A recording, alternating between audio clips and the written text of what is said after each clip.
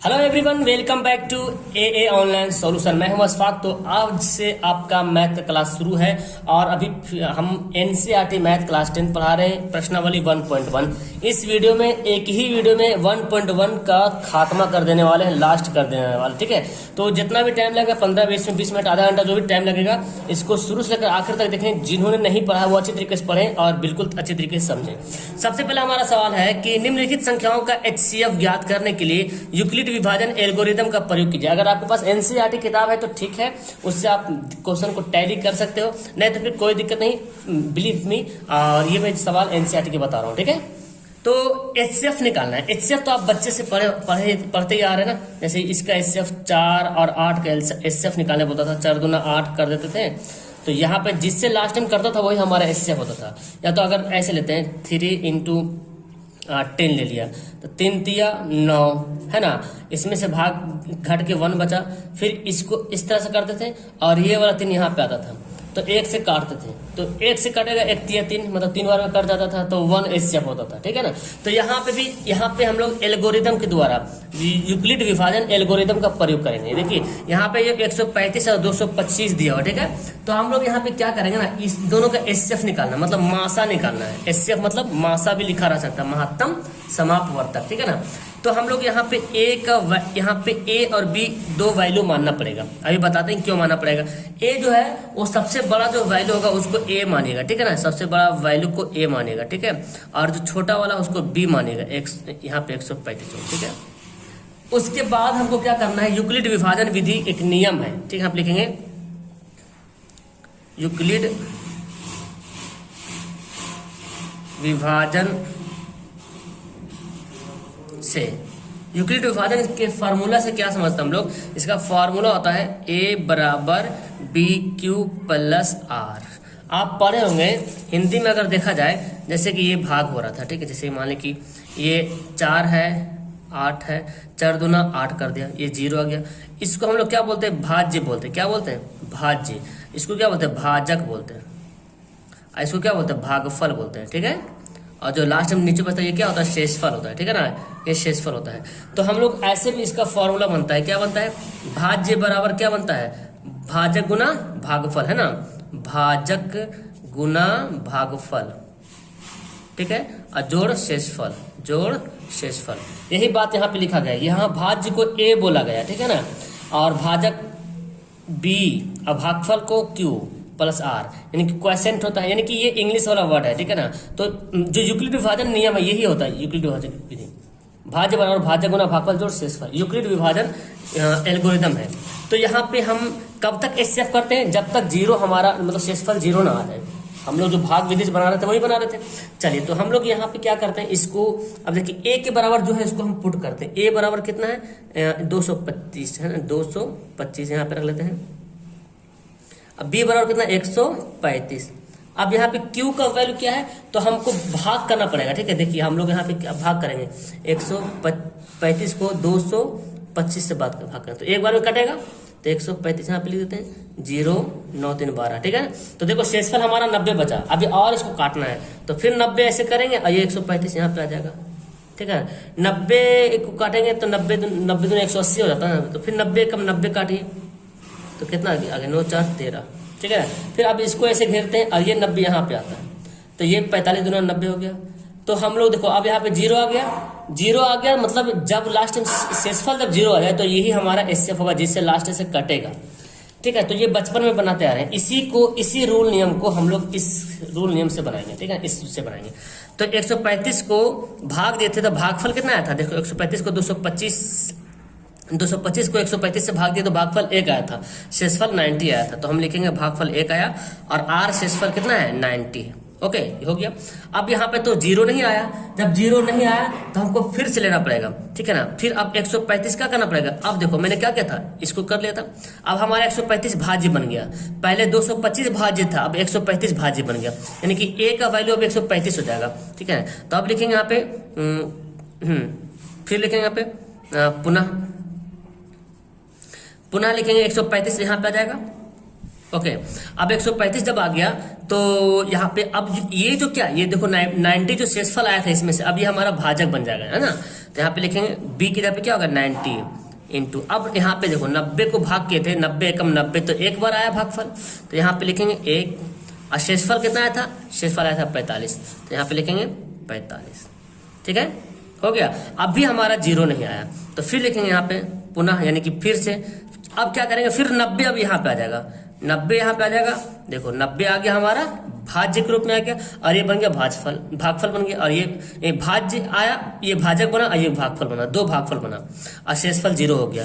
तो यहाँ पे क्या हो गया, भागफल भाजक हमारा 45 हो गया, तो 45 दूना 90, और शेषफल क्या बचा 0। अब शेषफल हमारा 0 हो गया, तो अब यहाँ पे लिखेंगे, ठीक है ना, जब 0 हो गया तो लिखेंगे, यहाँ पे लिखते हैं, यहाँ है ना, शेषफल 0 है।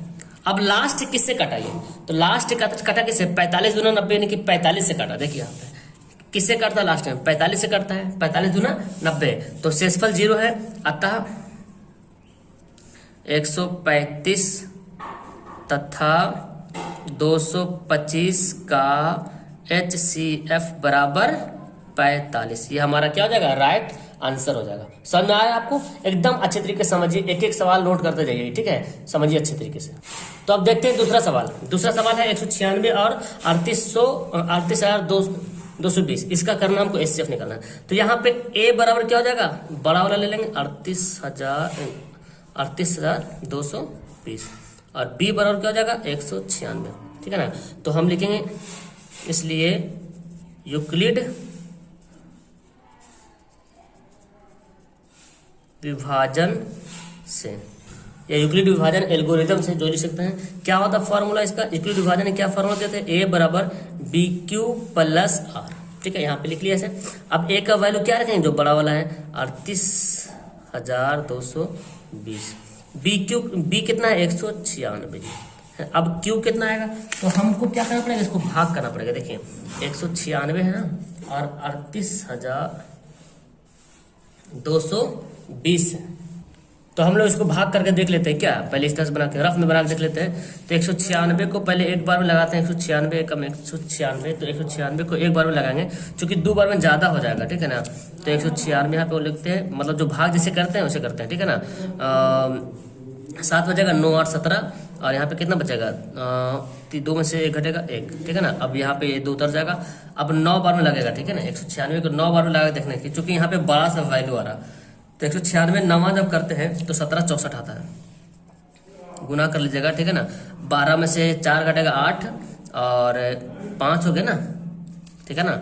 तो 15 9 6 15, और ये तो 0 हो गया, 0 हो गया, ये 0 उधर जाएगा। तो 196 बचे, देखिए तो कितना हो गया, 6 25 30 है ना जी, 9 5 45, 3 48 का बचा 4, 9 5 4 9, तो 0 आ गया शेषफल, मतलब पहले ही बार में 0 आ गया। मतलब कि 196 को 196 जो भाग करेंगे तो भागफल 195 आएगा, ठीक है ना, शेषफल 0 आएगा। तो हम डायरेक्ट यहाँ पे लिख लेते हैं, देखिए तो यहाँ पे कितना लिखेंगे 195, क्योंकि इसको गुना किए और शेषफल क्या आया 0 हो गया। तो लिखेंगे यहाँ पे शेषफल 0 आ गया, तो हमारा कहानी यहीं पे खत्म हो जाएगा। लिखेंगे यहाँ शेषफल 0 है ना, अतः 196 तथा 38,220 का HCF बराबर कितना हो जाएगा, लास्ट किससे कटा 196 से कटा है ना, तो 196 क्या हो जाएगा, आंसर हो जाएगा। चलिए अब तीसरा सवाल पढ़ते हैं। तीसरा सवाल ये भी HCF बनाना है, ठीक है। एक एक सवाल मैं आपको करवा दूंगा, डोंट वरी, NCERT का एक एक सवाल मैं करवा दूंगा, ओके। चैनल पे ज्वाइन हो जाएं, जिन्होंने चैनल को सब्सक्राइब नहीं किया सब्सक्राइब कर लो, लाइक करो वीडियो को, डेली क्लासेस चलती है वो क्लासों को अटेंड करो, ठीक है ना। यहाँ पे A बराबर क्या लेंगे, जो बड़ा वाला वैल्यू है 867 को मैंने A माना, और B किसको मानेगा 255 को मैंने B माना, ओके। अब जब A और B मान लिया है तो क्या करना है, फिर तो वही रूल नहीं अपनाना है। तो यहाँ पे लिखते हैं, इसलिए यूक्लिड विभाजन एल्गोरिथम से, है ना, यूक्लिड विभाजन एल्गोरिथम से लिख सकते हैं, एल्गोरिथम से, ठीक है ना। तो इसका इन्होंने क्या दिया था, A बराबर बी क्यू प्लस आर ये दिया था, इसी के अकॉर्डिंग हमको बनाना है। ओके, तो यहाँ पे ए क्या हो जाएगा बोलो, ए बड़ा वाला वैल्यू लिखेंगे 867 लिखेंगे ए, और बी का वैल्यू क्या है 255। अब आपको कहीं पे रफ करना पड़ेगा, यहाँ पे गुना हो रहा, ठीक है ना।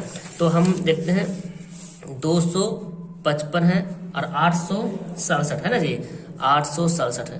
तो इसको डिवाइड करेंगे तो देखो 255 2 तिया 6 यानी कि तीन बार में लगा सकते हैं। 5 तिया 15 16 6 बचा 1 और 3 6 7 है ना, इतना आ रहा, देखो करीब आ रहा ना। अगर 4 बार में लगाएगा तो ज़्यादा हो जाएगा, 2 चौक तो ऐसे ही 8 हो जाता है, तो यहाँ पे तो है ही है। अब बाकी 55 आगे बढ़ जाएगा, तो यहाँ पे कितना हो गया 7 में से 5 घटेगा 2 0 1, तो शेषफल तो 0 नहीं आया। तो अब हम एक स्टेप तो हमारा बन जाएगा, भागफल कितना हो रहा 3 हो रहा भागफल, तो यहाँ पे लिखेंगे कितना 3 लिखेंगे, और शेषफल कितना आया था 102 आया। तो शेषफल हमारा 0 तो नहीं आया, 102 आया। ओके, अब क्या करेंगे फिर लिखते हैं पुनः। ओके, पुनः यहाँ पे लिखते हैं। तो अब यहाँ पे क्या करेंगे, इसको ये जो 255 है, अब इसको हमको a मानना है। 255 को मैंने a के बराबर मान लिया। अब b क्या होगा, ये जो 102 है ना, ये हो जाएगा b हमारा 102। अब फिर यहाँ पे गुना होगा। अब हम देखते फिर से डिवाइड करते हैं ये वाला, यानी कि इसको इस तरह से करेंगे, अरे 255 यहाँ पे आ जाएगा। तो अब इसको डिवाइड करते हैं, ठीक है ना। तो 102 दूना 204 हो जाएगा, 204, क्योंकि 3 बार में तो लगेगा नहीं है ना जी, तो कितना आ गया 2 आ गया। अभी भी शेषफल 0 नहीं हुआ, भागफल 2 हो रहा, ठीक है ना। तो फिर यहाँ पे लिखेंगे हम कितना बार में आया, 2 बार में आया हमारा 102 दूना, तो कितना है 102 दूना किए तो 51 जो हमारा हो गया था क्या शेषफल हो गया था, है ना। 51 क्या गया था शेषफल आ गया। जब तक 0 नहीं आएगा ऐसे ही बढ़ते जाएंगे, ठीक है ना। फिर पुनः यहाँ पे लिखेंगे।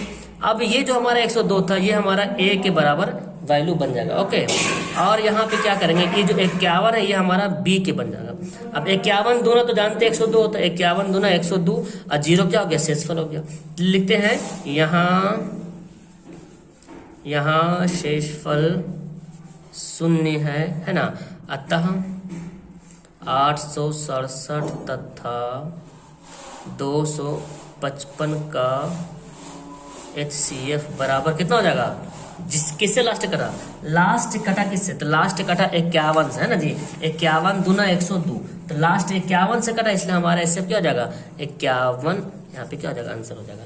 इसी तरीके से हमारा ये पहला क्वेश्चन खत्म हुआ। अब हम चलते हैं दूसरे क्वेश्चन की ओर।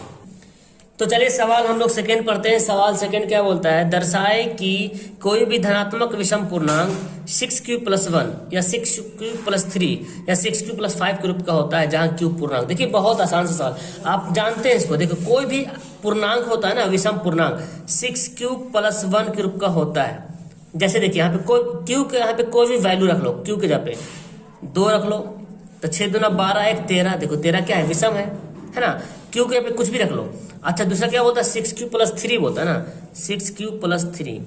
q की जगह पे कुछ भी 1 से लेकर कुछ भी तक वैल्यू रखो, ये 0 भी रखोगे तो वही आएगा।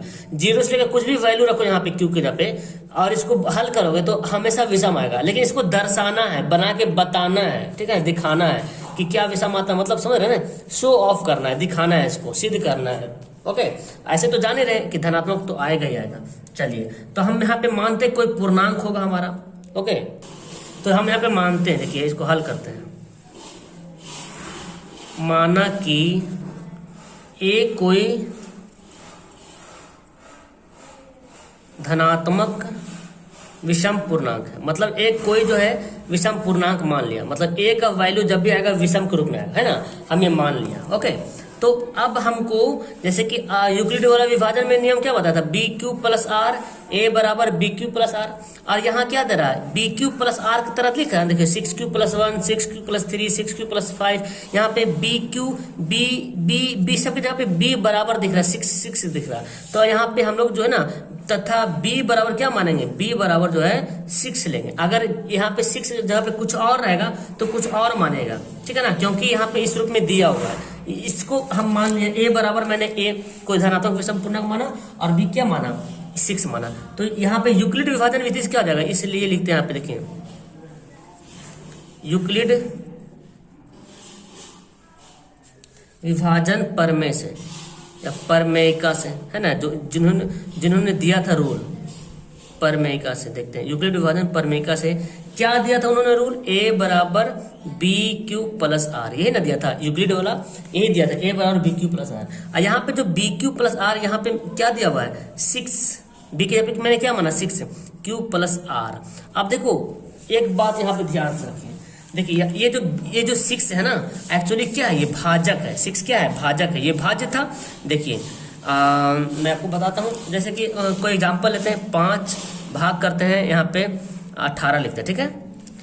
तो ये भाज्य है, 18 क्या भाज्य है, ये भाजक है। तो एक बात याद रखिए, जब इसको आप डिवाइड करोगे ना, ऐसा कोई भी भाग ले लो, जब भी ऐसा डिवाइड करोगे तो शेषफल, जब भी शेषफल आएगा तो इस 5 से कम आएगा, 5 के बराबर भी नहीं आएगा, 5 से कम आएगा, 5 से छोटा आएगा जब भी शेषफल आएगा। अब बना के देख लो, कोई भाग दुनिया में कोई भी भाग उठाओ, इस भाजक से शेषफल हमेशा कम आएगा। देखो 5 तिया 15, कितना आया 3 आया। कोई भी भाग बनाओ शेषफल हमेशा 5 से कम आएगा, कोई भी भाग उठा लो। ओके, तो यहाँ पे पता चल रहा है कि शेषफल जो हमेशा ये जो 6 है तो मतलब 6 से कम रहेगा। यहाँ पे भाजक 6 था तो 6 से कम रहेगा, यहाँ 5 है तो 5 से कम है। तो हम यहाँ पे लिखेंगे क्या, कोई भी भाजक होगा, भाग करेंगे तो जो शेषफल आएगा वो 6 से हमेशा क्या आएगा, कम आएगा। तो यहाँ पे हमको लिखना पड़ेगा कि यहाँ पे लिखेंगे, यहाँ आर बराबर क्या लिखते हैं, आर बराबर 1 होगा, 0 भी हो सकता है, या तो 1 हो सकता है, या 2 हो सकता है, या 3 हो सकता है, या 4 हो सकता है, या 5 हो सकता है ना। यानी यहाँ पे क्या हो सकता है, यहाँ पे अगर यानी कि यहाँ पे बोला जाए, यानी क्या होगा, जो आर का वैल्यू होगा वो 0 से बड़ा होगा या बराबर होगा, है ना। आर का वैल्यू 0 से बड़ा या बराबर होगा, या तो 6 से छोटा होगा, है ना, 6 से क्या होगा, छोटा होगा। सॉरी यहाँ ऐसे लिखे ना, छोटा मतलब ऐसे, 6 से छोटा होगा, आर का वैल्यू 6 से क्या होगा, छोटा होगा, ये वाला है, ठीक है। लेकिन 6 के बराबर नहीं होगा, 6 से छोटा होगा। इतनी बात समझ में आ रहा है आपको? तो यही मेन बात है, अगर ये बात आप समझ गए तो आगे आपको बनाने के लिए एकदम आसान हो जाएगा, ठीक है ना। तो आर का वैल्यू यहाँ पे संभावित 1 हो गया, है ना, यानी कि आर जो होगा वो 0 के बराबर भी हो सकता है, 0 से बड़ा हो सकता है, लेकिन 6 से छोटा होगा, 6 से बड़ा नहीं होगा, ठीक है। अब देखिए यहाँ पे करते हैं, लिखते हैं यहाँ पे, इसलिए जब R बराबर 0 रखेंगे तो इस पे अगर हम सेट करते हैं तो क्या हमारा आता है, ठीक है। जब R बराबर 0 रखते हैं, इसलिए A बराबर क्या होगा 6Q प्लस 0, R के वैल्यू क्या है, यहाँ पे R के जब हम 0 रखें, यानी कि क्या आ गया 6Q आ गया, ओके 6Q आ गया। अच्छा, फिर यहाँ पे लिखेंगे जब R बराबर क्या 1, तो इस तरह से हम पूरा लिखेंगे, इसलिए A बराबर क्या होगा 6Q प्लस 1, है ना जी। A का वैल्यू क्या हो गया 6Q प्लस 1 हो गया, ओके। जब लिखेंगे, जब R बराबर क्या लिखेंगे 2, इसलिए A बराबर क्या हो जाएगा 6Q प्लस 2। तो यहाँ पे हमें ऐसे कर लेना है ना। अब देखो A के बराबर क्या आएगा 6Q प्लस 6Q हो गया, 6Q प्लस 1 हो गया, 6Q प्लस 2 हो गया, 6Q प्लस 3 हो गया, 6Q प्लस 4 हो गया, 6Q प्लस 5 हो गया। अब देखो यहाँ पे मैंने A को क्या माना, मैंने A को विषम माना, क्योंकि यहाँ पे विषम दिया हुआ था, तो मैंने A को विषम माना। अब A विषम है, अब देखो यहाँ पे कुछ भी वैल्यू रखो, अगर 1 रखते हैं तो 6 कम 6 क्या होता है, सम होता है ना जी। यहाँ पे कुछ भी वैल्यू रखो, 1 2 3 4 कुछ भी वैल्यू रखोगे सम संख्या आएगा, यहाँ पे विषम आएगा, क्योंकि एक जो जुड़ के क्या हो जाएगा विषम हो जाएगा। अच्छा, तो 6Q में कुछ भी वैल्यू रखें, देखो 6 गुना 6Q है ना, तो 6 गुना 5 कितना जाएगा 30, ये भी क्या आ जाएगा 30 सम है। और 30 में अगर 1 जोड़ोगे तो विषम हो जाएगा, 2 जोड़ोगे तो सम हो जाएगा, अगर 30 में हम 3 जोड़ेंगे तो विषम संख्या हो जाएगा। तो यहाँ पे देखो ये जो 1 जुड़ रहा है ये क्या विषम संख्या वाला हो गया, और ये जो 2 जुड़ रहा है वो सम संख्या हो जाएगा, ये 3 वाला विषम संख्या, ये 4 वाला सम संख्या, ये 5 वाला विषम संख्या, क्योंकि यहाँ पे 6Q तो सम संख्या है, उसमें सम संख्या में विषम संख्या जोड़ेंगे तो हमेशा क्या होगा विषम संख्या होगा। तो हमने A को विषम माना और ये कभी सम, देखो A क्या है विषम है, ये सम, तो कभी ऐसा हो सकता है कि A विषम है ये सम नहीं हो सकता है, लेकिन हमको बताना कि विषम संख्या होता है, 6Q प्लस 1 विषम होता है, 6Q प्लस 3 विषम होता है, 6Q प्लस 5 विषम होता है। तो बिल्कुल यहाँ पे 6Q प्लस 1 विषम है, 6Q प्लस 3 विषम है, 6Q प्लस 5 विषम है। तो आपको ऐसे नहीं करना है, आपको यहाँ पे लिखना पड़ेगा, यहाँ 6Q प्लस 2 6Q प्लस 4 सम संख्या है ना, सम संख्या है, ओके। यहाँ पे लिख दिया ये क्या है सम संख्या है, तो लिखेंगे इसलिए, हाँ, जो कि संभव नहीं, सिंपल सी बात है यार, जब यहाँ पे सम संख्या है और A को मैंने विषम संख्या माना, तो क्या A बराबर ये सम है, A बराबर विषम है, ये सम है। मैं आपको बोल दूं कि ये है 5 और यहाँ पे हम बोल दें ये विषम है 4 + 2, क्या ये हमारा जो लिखा हुआ ये सही लिखा हुआ है? अब बोलेंगे सर नहीं, गलत। क्यों? क्योंकि 5 सर ये बराबर के मतलब ये होता है कि दोनों तरफ राइट साइड लेफ्ट साइड दोनों बराबर होना चाहिए। यहाँ पे आ रहा 6, यहाँ पे 5, कभी बराबर हो नहीं सकता है। तो यहाँ पे वही कंडीशन है कि यहाँ पे ए मैंने सम विषम माना और ये आ रहा सम, तो सम विषम तो कभी बराबर नहीं हो सकता ना। यहाँ पे भी देखो सम, ये विषम है ये सम है, बराबर नहीं हो सकता, लेकिन बराबर हो रहा, जो कि संभव नहीं है, जो कि संभव नहीं है, सम है ना। तो यहाँ पे 6 + 2 6 + 4 क्या है? सम संख्या है, जो कि संभव ऐसा हो ही नहीं सकता है। सम तो संख्या हो गया लेकिन ए के बराबर हो नहीं सकता है, तो क्या फिर होगा, है ना। तो फिर क्या होगा, सम संख्या जो कि संभव नहीं है, यहाँ पे लिखेंगे इसलिए ए बराबर लिखेंगे, ए बराबर सम संख्या संभव नहीं, ऐसे लिख दीजिए, ठीक है। ए बराबर सम संख्या संभव नहीं है, सम संख्या जो है वो संभव नहीं है। तो संभव नहीं तो क्या होगा, तो लिखेंगे इसलिए ए बराबर 6q + 1 है ना, 6q + 3 6q + 5 जो है संभव है ना। अतः यह क्या है, एक विषम पूर्णांक है, ठीक है ना। अतः यह एक क्या है, विषम पूर्णांक है। समझ में आई बात को समझना है मेन तरीके से कि मैं क्या बोला हूँ, सवाल क्या बोला जा रहा, आपको सिद्ध करके बताना है, लिख करके बताना है। ओके, चलिए देखिए तीसरा नंबर सवाल। ये देखिए सवाल तो बड़ा है लेकिन बन जाएगा बहुत आसान से, ठीक है ना। इसको बता क्या रहा कि किसी परेड में 616 सदस्यों वाली एक सेना आर्मी में टुकड़ी को 32 सेना वाले सदस्यों वाली एक आर्मी के बैंड के पीछे मार्च करना, मतलब चलना है, ठीक है ना, पीछे पीछे चलना है। दोनों समूह को समान संख्या वाले स्तंभों में मार्च करना है, मतलब सेम एक जितना रहेगा इस स्तंभ में वही इस स्तंभ में रहेगा, सेम। उन स्तंभों की अधिकतम संख्या क्या हो सकता है जिसमें मार्च कर सकते हैं, ज्यादा संख्या क्या हो सकता है। तो जब ज्यादा बोला जा रहा है मतलब हमको HCF निकालना है, ठीक है ना, महत्तम समापवर्तक निकालना है। तो इन दोनों का महत्तम समापवर्तक निकालना है, ठीक है। तो यहाँ पे पहली सेना कौन है, एक सेना टुकड़ी 616 सदस्यों वाले एक सेना है और दूसरी जो है वो 32, ठीक है ना। तो यहाँ पे हम करते हैं हल, यहाँ पे आपको लिखना पड़ेगा, है ना। यहाँ पे लिखते हैं पहली सेना की सदस्यों की संख्या, ठीक है ना। पहली सेना के सदस्यों की संख्या कितना है, 616 है, ठीक है ना। तथा दूसरी कितना है, देखिए यहाँ पे लिखते हैं, दूसरी सेना की सदस्यों की संख्या कितना है, 32 है। तो पहली जो सेना के जो टुकड़ी है वो 616 सदस्य है, दूसरा में 32 सदस्य है। अब बोला जा रहा है कि अब देखिए, अब जब इन दोनों के HCF निकालेंगे तो क्या आ जाएगा, हम यहाँ पे लिखेंगे, है ना। यहाँ पे लिखते हैं, माना कि ए बराबर क्या मान लेंगे, बड़ा वाला वैल्यू की ए मानते 616 और बी बराबर क्या मानेंगे, मैंने 32 यहाँ पे मान लिया, ए बराबर ये मान लिया, बी बराबर इसको मान लिया। अब हम लोग यूक्लिड विभाजन विधि से बनाते हैं, है ना। तो विभाजन विधि से कैसे लिखते हैं, इसलिए ए बराबर BQ + R, ठीक है ना, BQ + R। तो ए का वैल्यू क्या हो जाएगा, 616 हो जाएगा, बी का वैल्यू क्या हो जाएगा, 32। अब आपको 32 को इससे डिवाइड करना पड़ेगा, ठीक है। तो 19 बार में कहीं ना कहीं करता है, ठीक है ना, लेकिन पूरा करता नहीं, बल्कि यहाँ पे शेषफल बच जाता है कितना, 8 बच जाता है शेषफल। जब इसको भाग करोगे ना तो 32 को भाग करोगे तो 19 बार से कटेगा, लेकिन कहीं ना कहीं बच जाएगा, फिर 8 बच जाएगा शेषफल। तो शेषफल हमारा 8 हो गया। फिर यहाँ पे पुनः लिख के हम आगे बढ़ सकते हैं। 32 अब हमारा क्या बन जाएगा, ए बन जाएगा, और ये जो ठीक है, अब जो हमारा 19 है ना यहाँ पे बन जाएगा, ठीक है ना, सॉरी 8 होगा ना, 8 यहाँ पे बन जाएगा। तो 8 से गुना 4, 8 चौक 32 होता है +0। तो शेषफल कितना आ गया, 0 आ गया। शेष यहाँ लिखेंगे, यहाँ शेषफल, इसलिए शेषफल क्या हो गया, शेषफल 0 हो गया, 0 है। शेषफल 0 किससे काट रहा, 8 से काट रहा है ना, 8 से काट रहा। तो इन दोनों का जब भी देखो बोला जा रहा अधिक से अधिक, अधिकतम संख्या के मतलब हो गया कि हमको HCF निकालना है, ठीक है ना। तो लिखते हैं इसलिए 616 तथा 32 का HCF बराबर कितना आ गया, 8। ओके, 8 हो गया। तो अब यहाँ पे लिखते हैं, यहाँ पे जो सवाल बोल रहा है ना, अतः स्तंभों की अधिकतम संख्या है ना, वही बोल रहा ना, स्तंभों की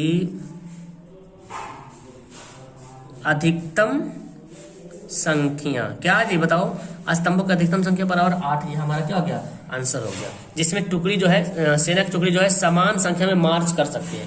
तो अधिकतम आपको बोला जाता है, ज्यादा टेंशन लेना नहीं, इन दोनों के एसएफ निकाल के हल कर देना। ओके, तो चलिए आप सवाल नंबर 4 पढ़ते। ये सवाल 2 की तरह है, जिस तरह 2 बनाए थे ना, माने थे आर का वैल्यू जो अलग अलग आ रहा था, तो सेम इसी तरह से बोल रहा कि यूक्लिड विभाजन प्रमेय का प्रयोग करके दर्शाएं कि किसी धनात्मक पूर्णांकों का वर्ग, कोई भी धनात्मक पूर्णांक होगा, अगर उसका वर्ग करते हैं तो किसी m पूर्णांक के लिए 3m या 3m+1 के रूप का होता है या नहीं होता, ये बताना है। ठीक है ना, तो चलिए इसको हम लोग हल करके दर्शाते हैं। तो पहले हमको मानना पड़ेगा, a का वैल्यू मानना पड़ेगा ना।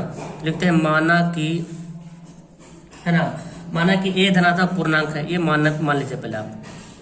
माना कि a जो है धनात्मक पूर्णांक है, a क्या है, धनात्मक पूर्णांक है। तो b क्या हो जाएगा, इस a को मान लिया, और फिर मान लेंगे, है, इसलिए पुनः फिर मानते हैं, यानी कि फिर से मानते हैं, पुनः माना कि b बराबर क्या माने बताओ। तो जो यहाँ पे देखो 3m, 3m+1, 3m+4, 3m+5, जैसे 2 में था 6q+1, 6q+2, उसी तरह से। तो b बराबर क्या मानेगा, मैंने 3 मानेगा। ओके, अब जब b बराबर 3 मान लिया तो यूक्लिड विभाजन, इसलिए यूक्लिड विभाजन प्रमेयिका से, ठीक है, यूक्लिड विभाजन प्रमेयिका से तो हमारा क्या बोलता है, a बराबर BQ+R, यही बोलता है ना, यूक्लिड विभाजन बोलता है a बराबर BQ+R बोलता है। तो अब यहाँ पे r का वैल्यू देखो, b के जगह क्या है 3Q+R। अब r का वैल्यू क्या होगा, देखो r का वैल्यू क्या लिखेंगे हम, चूंकि यहाँ पे 3, ये जो आ रहा है 3 से हमेशा r का वैल्यू कम होगा, ज्यादा नहीं होगा, है ना। लिखेंगे यहाँ पे, यहाँ r बराबर 0 हो सकता है, 1 हो सकता है, 2 संभव है। यानी कि यहाँ बोल सकते हैं कि जो r है ना वो 0 से बड़ा रहेगा या तो बराबर रहेगा, लेकिन 3 से कभी बड़ा नहीं रहेगा, बल्कि 3 से क्या रहेगा, छोटा रहेगा। r का वैल्यू क्या होगा, 3 से छोटा होगा। यहाँ तक समझ में आ गया। अब हम क्या करते हैं, जैसे सवाल बोलता है हम इस तरह से करते हैं, बोलता है वर्ग, बोलता है ना, क्या बोलता है, धनात्मक पूर्णांकों को वर्ग बोलता है। तो अब हम लेते हैं क्या, यहाँ पे हमको केस 1 केस 2 करके बनाना पड़ेगा, ठीक है ना। केस 1 थोड़ा सा लॉन्ग है ये, हालांकि कुछ नहीं है। देखो केस 1 में क्या मानते हैं, जब r बराबर, देखो जब r बराबर क्या माने, 0 मानते हैं, तो a बराबर क्या था, BQ+R, ठीक है ना। तो a बराबर क्या हो जाएगा, BQ+0, है ना जी। यानी कि b के यहाँ पे क्या है, 3 है ना, 3Q, तो यहाँ पे क्या हो जाएगा 3Q। लेकिन अब हमको बोलता है, इसलिए a का स्क्वायर क्या बोलता है, जो भी कोई भी धनात्मक पूर्णांक है इसका वर्ग है, धनात्मक पूर्णांकों को वर्ग है। तो धनात्मक पूर्णांक को मैंने a माना, तो a का स्क्वायर कर लेंगे। तो a का स्क्वायर बोले तो 3Q का भी क्या हो जाएगा, स्क्वायर, क्योंकि ये दोनों आपस में बराबर है। इधर जब स्क्वायर चलेगा तो इधर भी स्क्वायर चलेगा। तो अब इसको हम कैसे लिख सकते हैं, 9 3 तिया 9, 3 का स्क्वायर 9 और Q का स्क्वायर, 3 तिया 9 और Q का स्क्वायर।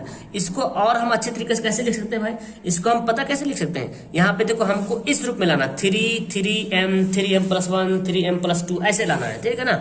तो हम 9 को ऐसे लिख सकते हैं, 3 कॉमन लेता 3, तो 3Q का स्क्वायर, देखो ये हम ऐसे लिख लिया, ठीक है ना। तो 3 निकल गया बाहर, ठीक है।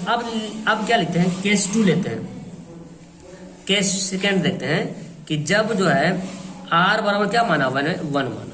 तो जब r बराबर 1 माना तो फॉर्मूला यहाँ पे, इसलिए a बराबर क्या है, 3Q+1। अब इसका स्क्वायर करते हैं तो 3Q+1 का भी क्या हो जाएगा, स्क्वायर हो जाएगा। ओके, अब आपको पता है a + b का होल स्क्वायर क्या होता है, देखिएगा।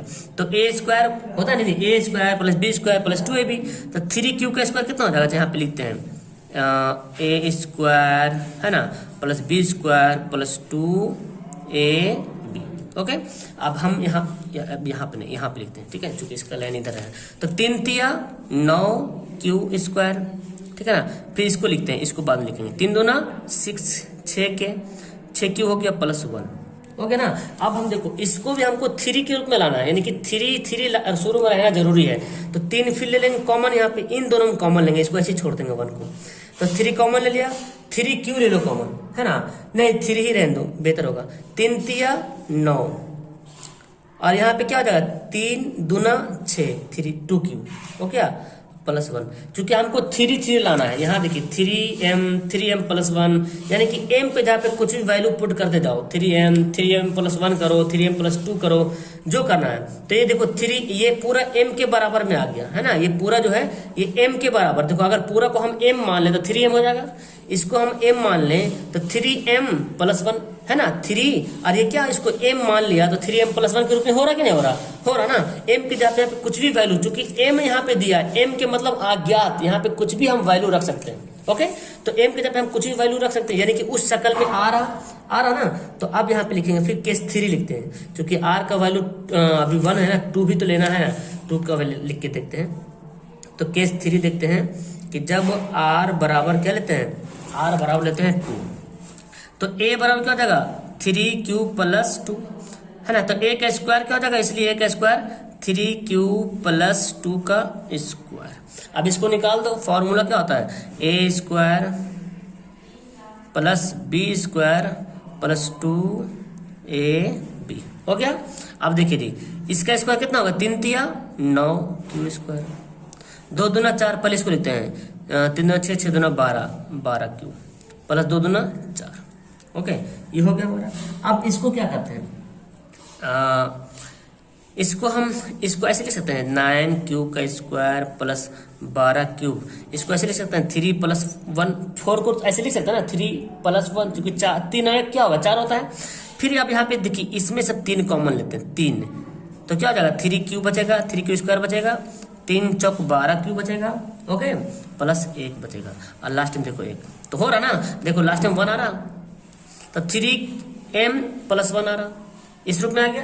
तो हमारा यहाँ पे दिख रहा है। तो अगर हम यहाँ पे a स्क्वायर, अब देखो यहाँ पे क्या, देखो यहाँ पे मैंने जो माना था, ये किसके रूप में आ रहा, 3m के बराबर आ रहा, ठीक है ना। यहाँ पे क्या आ रहा, 3m प्लस 1 के रूप में आ रहा, इसको मैंने m माना, ठीक है ना। यहाँ पे क्या आ रहा, 3m प्लस 1, यहाँ पे m आ रहा, ठीक है ना। तो यहाँ पे m का मान अलग अलग है, यहाँ पे m का मान 2q स्क्वायर है, यहाँ m का मान 2q स्क्वायर प्लस 2q है, यहाँ पे m का मान 3q square plus 4q plus 1 है ना, अलग अलग आ रहा। तो अब यहाँ पे हम लिख सकते हैं, इसलिए देखो यहाँ पे लिखते हैं,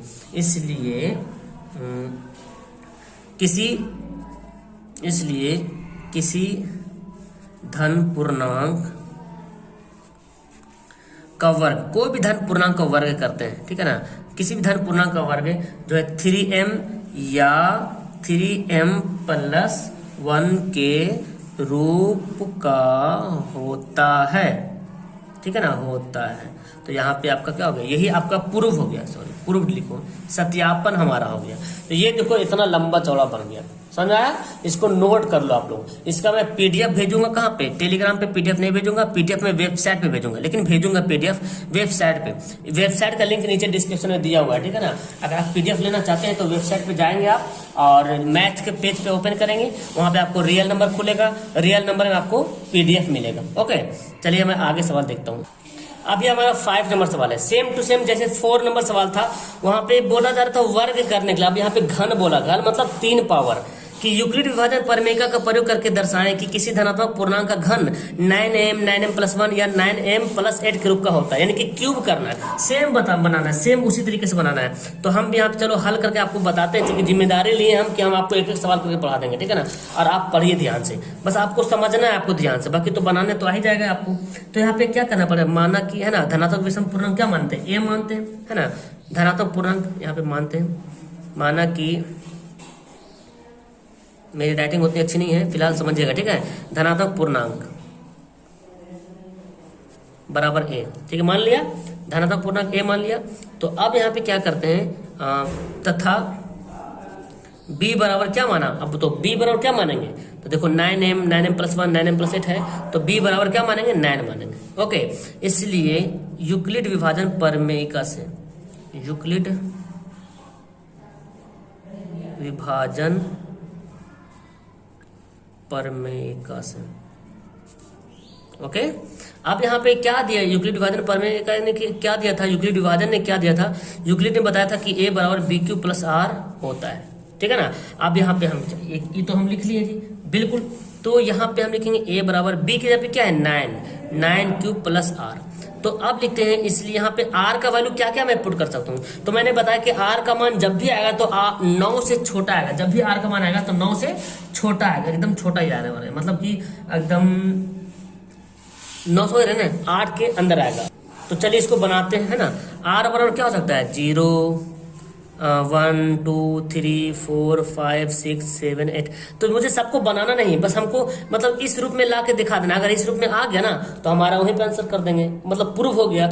मतलब अगर सबको बनाएंगे तो देखो, जब से कि पिछला सवाल को मैंने जब बनाया था, देख कितना लंबा गया था। एक सवाल को 4 नंबर सवाल को कितना लंबा चला गया, 3 पॉइंट में r का वैल्यू 0 1 2 में इतना लंबा चल गया। अब वो भी स्क्वायर था, तो अब यहाँ पे क्यूब घन बोल रहा तो लंबा और हो जाएगा। तो ज्यादा लंबा नहीं करेंगे हम, ठीक है। हम देखते हैं क्या करते हैं। इसलिए यहाँ पे r का वैल्यू जो होगा वो क्या होगा, 0 से बड़ा होगा या बराबर होगा, या तो फिर क्या होगा 9 से छोटा होगा ना। तो हम केस 1 केस 2 केस 3 करते हैं।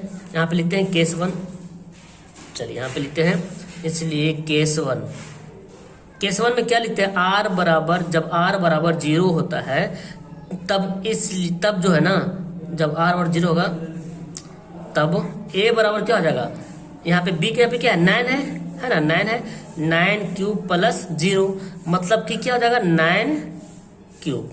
अब जब a का, इसलिए a का जब क्यूब करेंगे, क्योंकि क्या बोल रहा, घन बोल रहा ना, घन बोल रहा, वहां पे स्क्वायर बोल रहा था, अब यहाँ पे घन बोल रहा, तो घन करेंगे तो 9 क्यूब का क्या हो जाएगा, पावर 3 घन।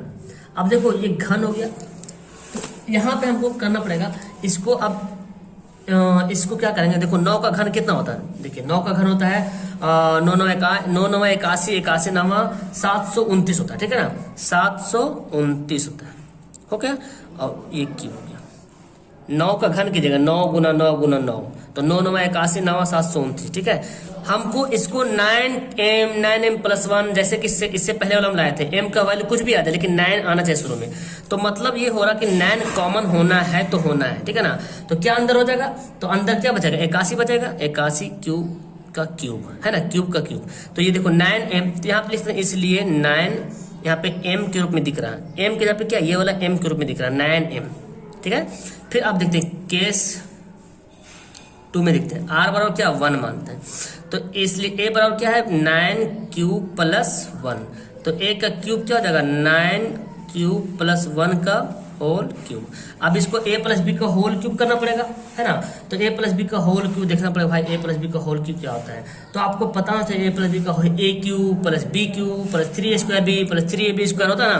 हम यहाँ पे लिखते हैं a क्यूब, देखिए a क्यूब प्लस b का cube plus 3a square, a कौन है 9 क्यूब हमारा a, 3a square b plus 3ab square, तो a कितना है 9, अब b कितना है 1 का स्क्वायर। देखिए इतना करना पड़ेगा।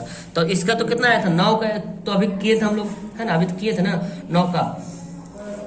तो फिलहाल हम इसको ऐसे रहने देते हैं, अलग अलग कर लेते हैं, अलग अलग करते हैं, क्योंकि 9 का क्यूब करेंगे तो फिर काफी लंबा हो जाएगा। 9 का क्यूब को 9 का क्यूब लिखते हैं, ठीक है ना, और क्यूब का क्यूब लिखते हैं। उसके बाद हम क्या करते हैं ना, ये हमारा ये बंद, इसको लिखते हैं, ठीक है, 3 इंटू 9 का स्क्वायर और क्यूब का भी स्क्वायर, ठीक है ना, फिर प्लस यहाँ पे 3 इंटू 9 क्यूब, ये तो 1 गुना करेंगे तो 1 हो जाएगा, खत्म नहीं हो जाएगा, ठीक है। अभी क्या हो जाएगा, ये 1 का क्यूब यहाँ पे 1। अब देखो हमको यहाँ से 9 निकालना, देखो इसमें भी 9 है, इसमें भी 9 है, इसमें भी 9 है ना जी। तो 9 यहाँ पे निकालेंगे बाहर, तो एक 9 निकल गया बाहर, है ना। तो यहाँ पे 9 का एक क्यूब है, मतलब 3 9 में से एक 9 निकल गया बाहर, तो 2 थो बचा ना, 2 पीस बचा, तो यानी कि 9 का स्क्वायर बच गया, तो 9 9 81 बच गया, और एक क्यूब अंदर आ जाएगा। इसमें से एक 9 निकल गया बाहर, तो एक 9 तो बचा हुआ, तो 9 तिया 27 क्यूब स्क्वायर अंदर आ गया। इसमें से 9 निकल गया बाहर, तो 3 क्यूब बच गया। अब देखो इतना बड़ा आ गया, है ना, यानी कि 9, इसलिए यहाँ पे लिखते हैं 9m प्लस 1, इसके बराबर क्या है मैंने माना m हो गया, इसके बराबर जो m के जहाँ पे आ गया इसको मैंने m के बराबर कर दिया, तो 9m प्लस 1 हो गया। अब हमको 9m प्लस 8 के रूप में लाना है, ये तो आ गया है हमारा, ये लाना है, तो ये भी लॉन्ग बनेगा। चलिए बनाते हैं लॉन्ग है उसको। केस 3 में देखते हैं जी, r बराबर क्या है 2, चलिए तो हमारा a बराबर b 9 है ना, 9 क्यूब प्लस 1, तो a क्यूब बराबर क्या हो जाएगा, देखो ध्यान से 9 क्यूब प्लस 1 का होल क्यूब। आपको तोड़ना पड़ेगा a cube plus b cube plus 3a square b plus 3ab square, है ना जी। चलिए तोड़ते हैं जी इसका, तो हाथ पैर तोड़ दें इसका, चलिए तोड़ देते हैं हाथ पैर। ए क्यूब कैसे लिखते हैं हम, देखो ये जो लिखा था मैंने ए क्यूब, इस बात को मैं नहीं लिख के डायरेक्ट इस बात को लिख देता हूँ। ए क्यूब का मतलब 9 पर भी 3 पावर और क्यूब पर भी 3 पावर। यहाँ पे ना टोटल ए है, 9 क्यूब क्या है, ए है, तो ए क्यूब, तो 9 पर भी 3 पावर और क्यूब पर भी 3 पावर, ए क्यूब हो गया, प्लस बी क्यूब, तो बी को बाद में हटाता है, ठीक है, 3a² लिखते हैं, 3a² बी, 3a² यानी कि 9 का स्क्वायर और क्यूब का भी स्क्वायर हो गया ना, 3a², ओके, 3a² बी, अच्छा सॉरी यहाँ पे 2 लिखेंगे ना, एक ही जगह पे 2 लिखेंगे, 2 लिखा है sorry, 3a² B plus 3ab², 3a तो ये कितना है 9q² 2 का स्क्वायर प्लस बी क्यू था, बी का क्यूब, बी कितना था जी हमारा, बी 2 था ना, तो 2 का क्यूब आगे हो गया। अब देखो यहाँ पे हम फिर देखो 9 इसमें भी इसमें भी है, हम 9 लेते हैं कॉमन, 1 9 लिखा था, तो यहाँ पे 9 तो क्यूब है ना, तो स्क्वायर तो बच जाएगा, 9 का स्क्वायर बच जाएगा, तो 9 9 81 क्यूब, ये फिर 9 निकलेगा तो 9 तिया 27, अच्छा 9 27, 27 दूना 2 भी है ना, 27 दूना 54, सॉरी 27 दूना 54 क्यूब का स्क्वायर बचेगा, ओके ना। अब देखो यहाँ पे ये भी निकल जाएगा बाहर, 9 तो बाहर निकल गया, तो 2 दूना 4 चरतिया 12 क्यूब।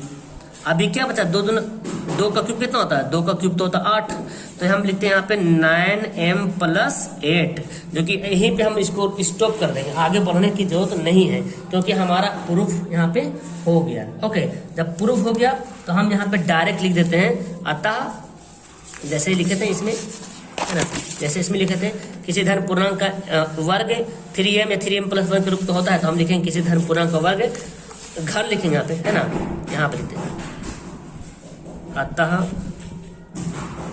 किसी धन पूर्णांक का घन, वहाँ पे वर्ग था तो यहाँ पे घन लिखेंगे, 9m + 1 या 9m + 8 के रूप का होता है, ठीक है, ये इधर से आ गया, तो इतना लिखना पड़ेगा आपको, ठीक है ना। तो ये आपका सवाल हमारा एक्सरसाइज 1.1 जो है लास्ट हो गया।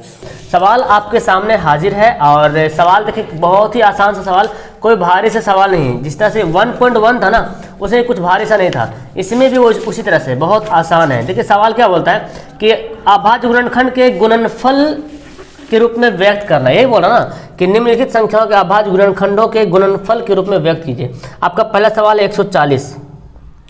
अभाज्य गुणनखंड का मतलब क्या होता है, अभाज्य गुणनखंड का मतलब होता है HCF।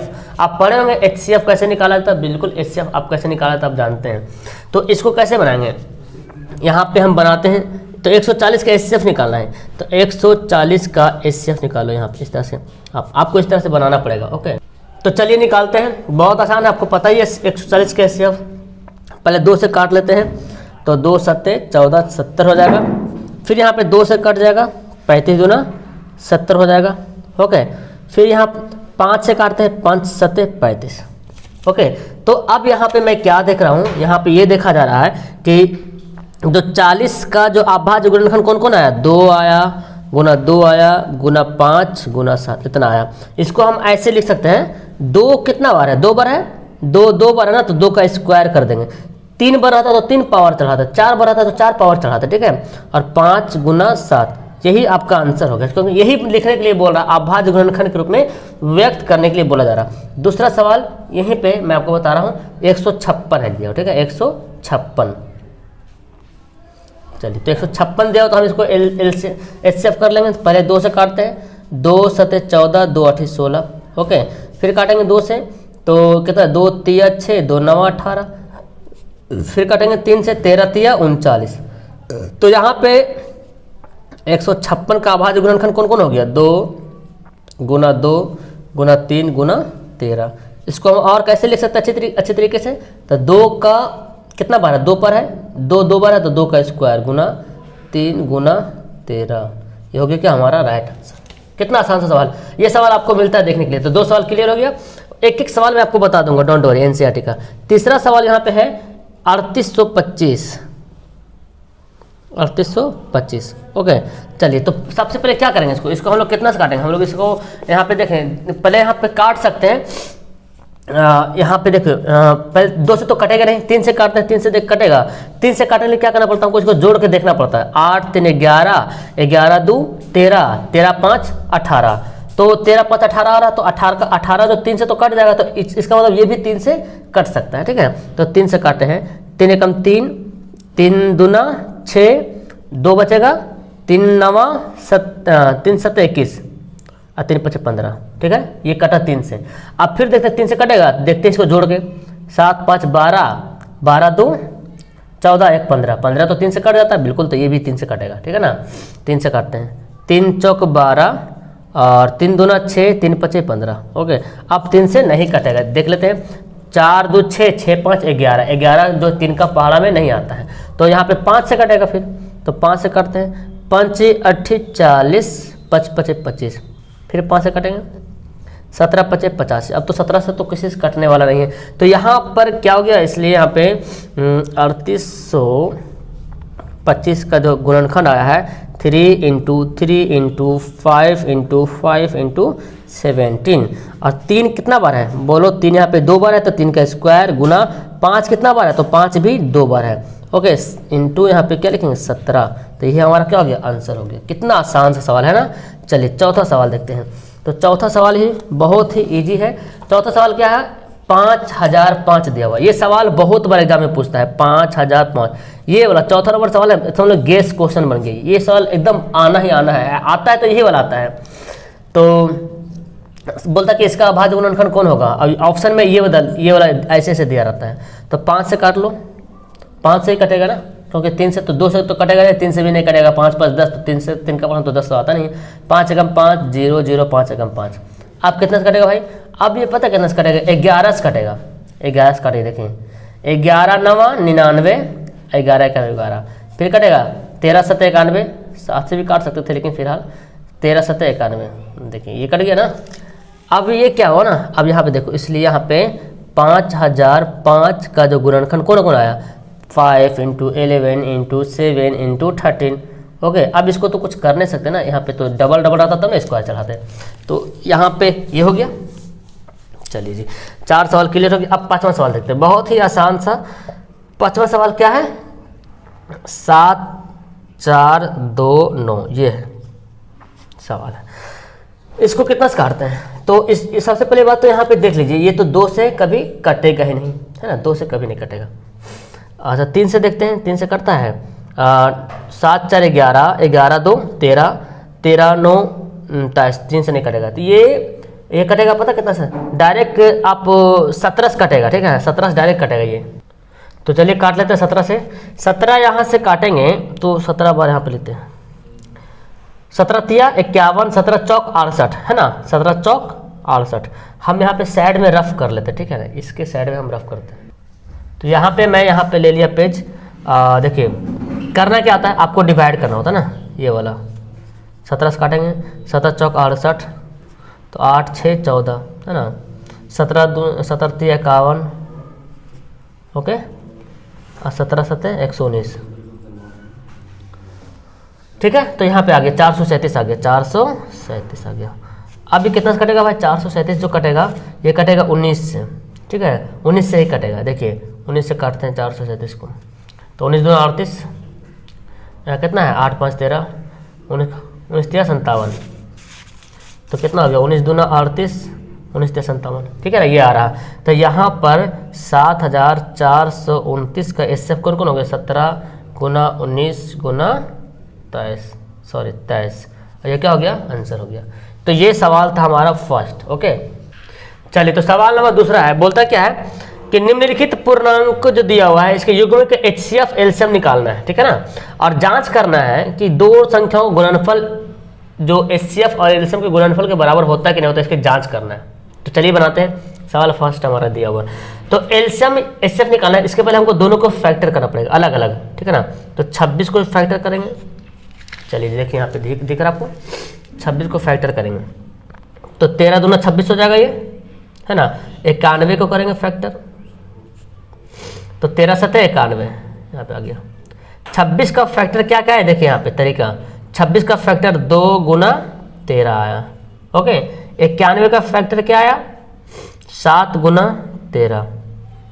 ओके, अब देखिए यहाँ पे जो अब हमको देखना है यहाँ पे HCF कितना होगा, LCM कितना होगा, इसलिए यहाँ पे HCF निकालते हैं।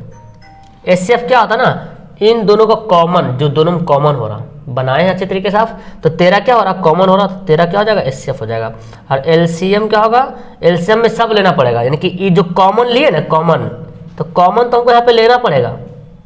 जो कॉमन लिए, जो 13 13 दोनों में है, तो दोनों में से कोई एक तो लिख दिया हमने, फिर 2 को भी लिखना पड़ेगा और 7 को भी लिखना पड़ेगा। तो 13 दूना 26, 26 सते है ना, 26 को 7 से गुना कर, 7 छक 42, बचा 4, 7 दूना 14, 18, 182, ठीक है ना। तो 182 क्या हो गया, LCM हो गया। तभी LCM HCF निकला। सवाल अभी बोला क्या, जांच कीजिए, जांच भी करना है कि LCM दोनों संख्या का गुणनफल, ये दोनों गुना जो है इसके बराबर का होता क्या होता है। तो चलिए जांच करते हैं पे, है ना, यहीं पे लिखते हैं जांच, यहीं पे करते हैं जांच। दो संख्या का गुणनफल है ना, तो दो संख्या कौन कौन है, 26 गुना 91 और LCM गुना HCF है ना। तो LCM कितना आया था 182, HCF कितना आया था 13 आया था, है ना। इन दोनों को बना के देखेंगे क्या हमारा राइट आंसर होता है कि नहीं होता है। तो कुछ करना नहीं, इन दोनों को गुना कर देना है, इन दोनों गुना कर दो, इसको गुना करोगे तो पता कितना आएगा, आएगा 13 23 66, इसको भी गुना करोगे तो 23 66 आएगा। इसलिए हम यहाँ पे लिख सकते हैं, इसलिए लिखेंगे दो संख्याओं का गुणनफल जो है बराबर HCF गुना LCM। यही क्या हो गया, सत्यापन हो गया। ये क्या हो गया, हमारा सत्यापन हुआ। ओके, तो इस तरह से हमारा सवाल जो है ना इसको भी करना है। चलिए सवाल और जो दिया हुआ दूसरा नंबर सवाल यहीं पे मैं बनाता हूँ। 510 और 92, ये दोनों सवाल ही बहुत बार पूछा गया है। 510 92, देखिए क्या करना है, दोनों को हम फैक्टर करते हैं, 2 से काटते हैं, 2 दूना 4, 2 पचे 10 0 है ना, 2 दूना 4 हो जाएगा, 2 पचे 10 और 2 पचे 10 सॉरी 255 होगा।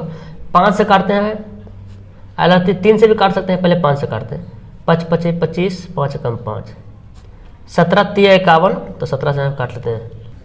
तो ये हम कर लिए हैं।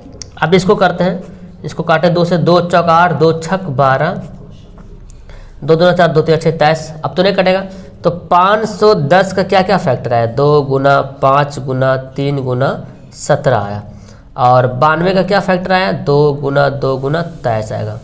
ठीक है, अब यहाँ पे देखना आपको कि इसका LCM क्या होगा, HCF का होगा। पहले HCF निकालते हैं। HCF में क्या बोला मैंने, अच्छा इसको आप ऐसे कर सकते हैं, 2 पर पावर स्क्वायर, जो 2 होंगे, 2 होंगे 2 भरना 23, इसको ऐसे कर लीजिएगा तो आसान से बनाइएगा। ठीक है, अब देखिए क्या होगा HCF, देखिए क्या कॉमन हो रहा है यहाँ पे 2 पर पावर स्क्वायर है, यानी कि 2 2 बार है, और यहाँ पे 2 1 बार है, तो 1 बार तो कॉमन हो जाएगा, तो 1 बार यहाँ पे 2 लिखते हैं। उसके बाद यहाँ पे 23 है जो कि इसमें दिख नहीं रहा, तो हमारा ये HCF हो गया। ठीक है, और LCM निकालते हैं। तो LCM में करना क्या होगा आपको, तो देखो ये जो 2 पर पावर है ना स्क्वायर, 2 पर पावर 1 है, यहाँ पे 2 पर पावर 1 है, 2 पर पावर 2 है, तो बड़ा वाला पावर उठाना है। LCM में क्या उठाना है, बड़ा वाला पावर। उसके बाद जो कुछ है सबको उठा लेना है, यानी कि अगर इसे तो पावर नहीं मैच करा ना, किसी ने तो मैच नहीं करा, तो 5 गुना 3 गुना 17 गुना 23 पूरा मैच करना है। ठीक है ना, इसको आप गुना करोगे तो बहुत काफ़ी लंबा चौड़ा आने वाला है, 23,460 इतना आएगा आंसर। अब इसका भी सत्यापन कर लो आप लोग, है ना। सत्यापन कैसे करोगे, कौन कौन संख्या, पहली संख्या दूसरी संख्या, यानी कि 510 गुना 92, और फिर LCM कितना आया, इतना 2300, इतना गुना 2, यानी कि HCF। इसको भी गुना करोगे, दोनों को वैल्यू क्या आएगा, बराबर आएगा। तो चलो गुना कर लेते हैं ना, इसको गुना करेंगे तो हम गुना कर लिए हैं पहले से, इसको गुना करेंगे तो आएगा 4920। ठीक है ना, इसको गुना करो 0 6 दूना 12, 4 दूना 8 9, 3 दूना 6, 2 दूना 4, है ना, आ गया ना। तो दोनों बराबर है। ये क्या हो गया, हमारा सत्यापन यहाँ पे हो गया, जाँच हो गया, सत्यापन हो चुका है। तो इस तरह से आपका सवाल नंबर तीसरा भी बनाना है। सवाल नंबर 3 जो है, सवाल नंबर 3 बोलता है 336 और 54। ठीक है ना, 336 और 54 होता है। तो करते हैं, 2 से काटते हैं, 2 एकम 2, 2 छक 12, 2 8 16। ठीक है ना, 2 एकम 2, 2 छक 12, 2 अठी 16, 2 अठी 16, 2 चौक 8, 2 चौक 8, 2 दूना 4, 2 दूना 4, 2 एकम 2, 3 7 21, कट गया ना, फिर 2 से काटते हैं, 27 दूना 54, 9 तिया 27, 3 तिया 9, हो गया। अब यहाँ पे देख लीजिए, यहाँ पे तो 336 का फैक्टर आया 2 गुना 2 गुना 2 गुना 2 गुना 2 गुना 3 गुना 1 2 3 4 ही बार है ना, सॉरी 4 बार है, 7 4 बार है। इसका मतलब हम इसको कैसे लिख सकते हैं, इसको हम लिख सकते हैं कैसे, 2 कितना बार है, 4 बार है, तो 2 पर पावर 4 और 3 गुना 7, ओके। अब है 54, तो 54 क्या क्या है, 2 गुना 3 गुना 3 गुना 3, इसको मैं क्या लिख सकता हूँ, 2 तो एक ही बार है और 3 कितना बार है, 3 बार है ना, 3 कितना बार है, 3 बार है। अब यहाँ पे देखिए, यहाँ पे एलसीएम क्या होगा, एचसीएफ क्या होगा, देखिए एचसीएफ, देखिए 2 यहाँ पे 4 बार है और 2 यहाँ पे 1 बार है, तो कॉमन मतलब एक ही तो कॉमन होगा, जो इसमें जो है इसमें भी है, लेकिन इस अगर 2 4 बार उठाते हैं तो इसमें तो नहीं 4 बार है, तो यहाँ पे 2 1 बार कॉमन होगा, 3 यहाँ पे 1 बार है, 3 यहाँ पे 3 बार है, तो 1 बार तो 3 कॉमन होगा, यानी कि 3 दूना 6 क्या हो जाएगा इसका, बोलो इसका एचसीएफ 6 हो गया ना। अब एलसीएम देखते हैं, एलसीएम में क्या होना है, देखिए 2 पर पावर 1 है, 2 पर पावर 4 है, तो कौन वाला उठाएंगे, बड़ा पावर वाला उठाना है एलसीएम में, और एचसीएफ में छोटा पावर वाला उठाना होता है, तो एलसीएम में बड़ा उठाते हैं, तो 2 पर पावर 4 उठा लेते हैं, 3 यहाँ पे 1 पावर है, 3 यहाँ पे 3 पावर, तो बड़ा वाला पावर 3 उठाते हैं, इसके अलावा जितना बचेगा सब लिख लेंगे, ठीक है ना। तो 2 दूना 4, 4 दूना 8 और 2 16 हो गया, और 3 3 9 27 हो गया, गुना 7 हो गया। अब सबको कर लो गुना, तो इसको मैंने गुना किया तो आ गया मेरे पास 3024, ओके। तो एक तो हमारे ये आंसर हो गया, एक आंसर हमारे यहाँ हो गया।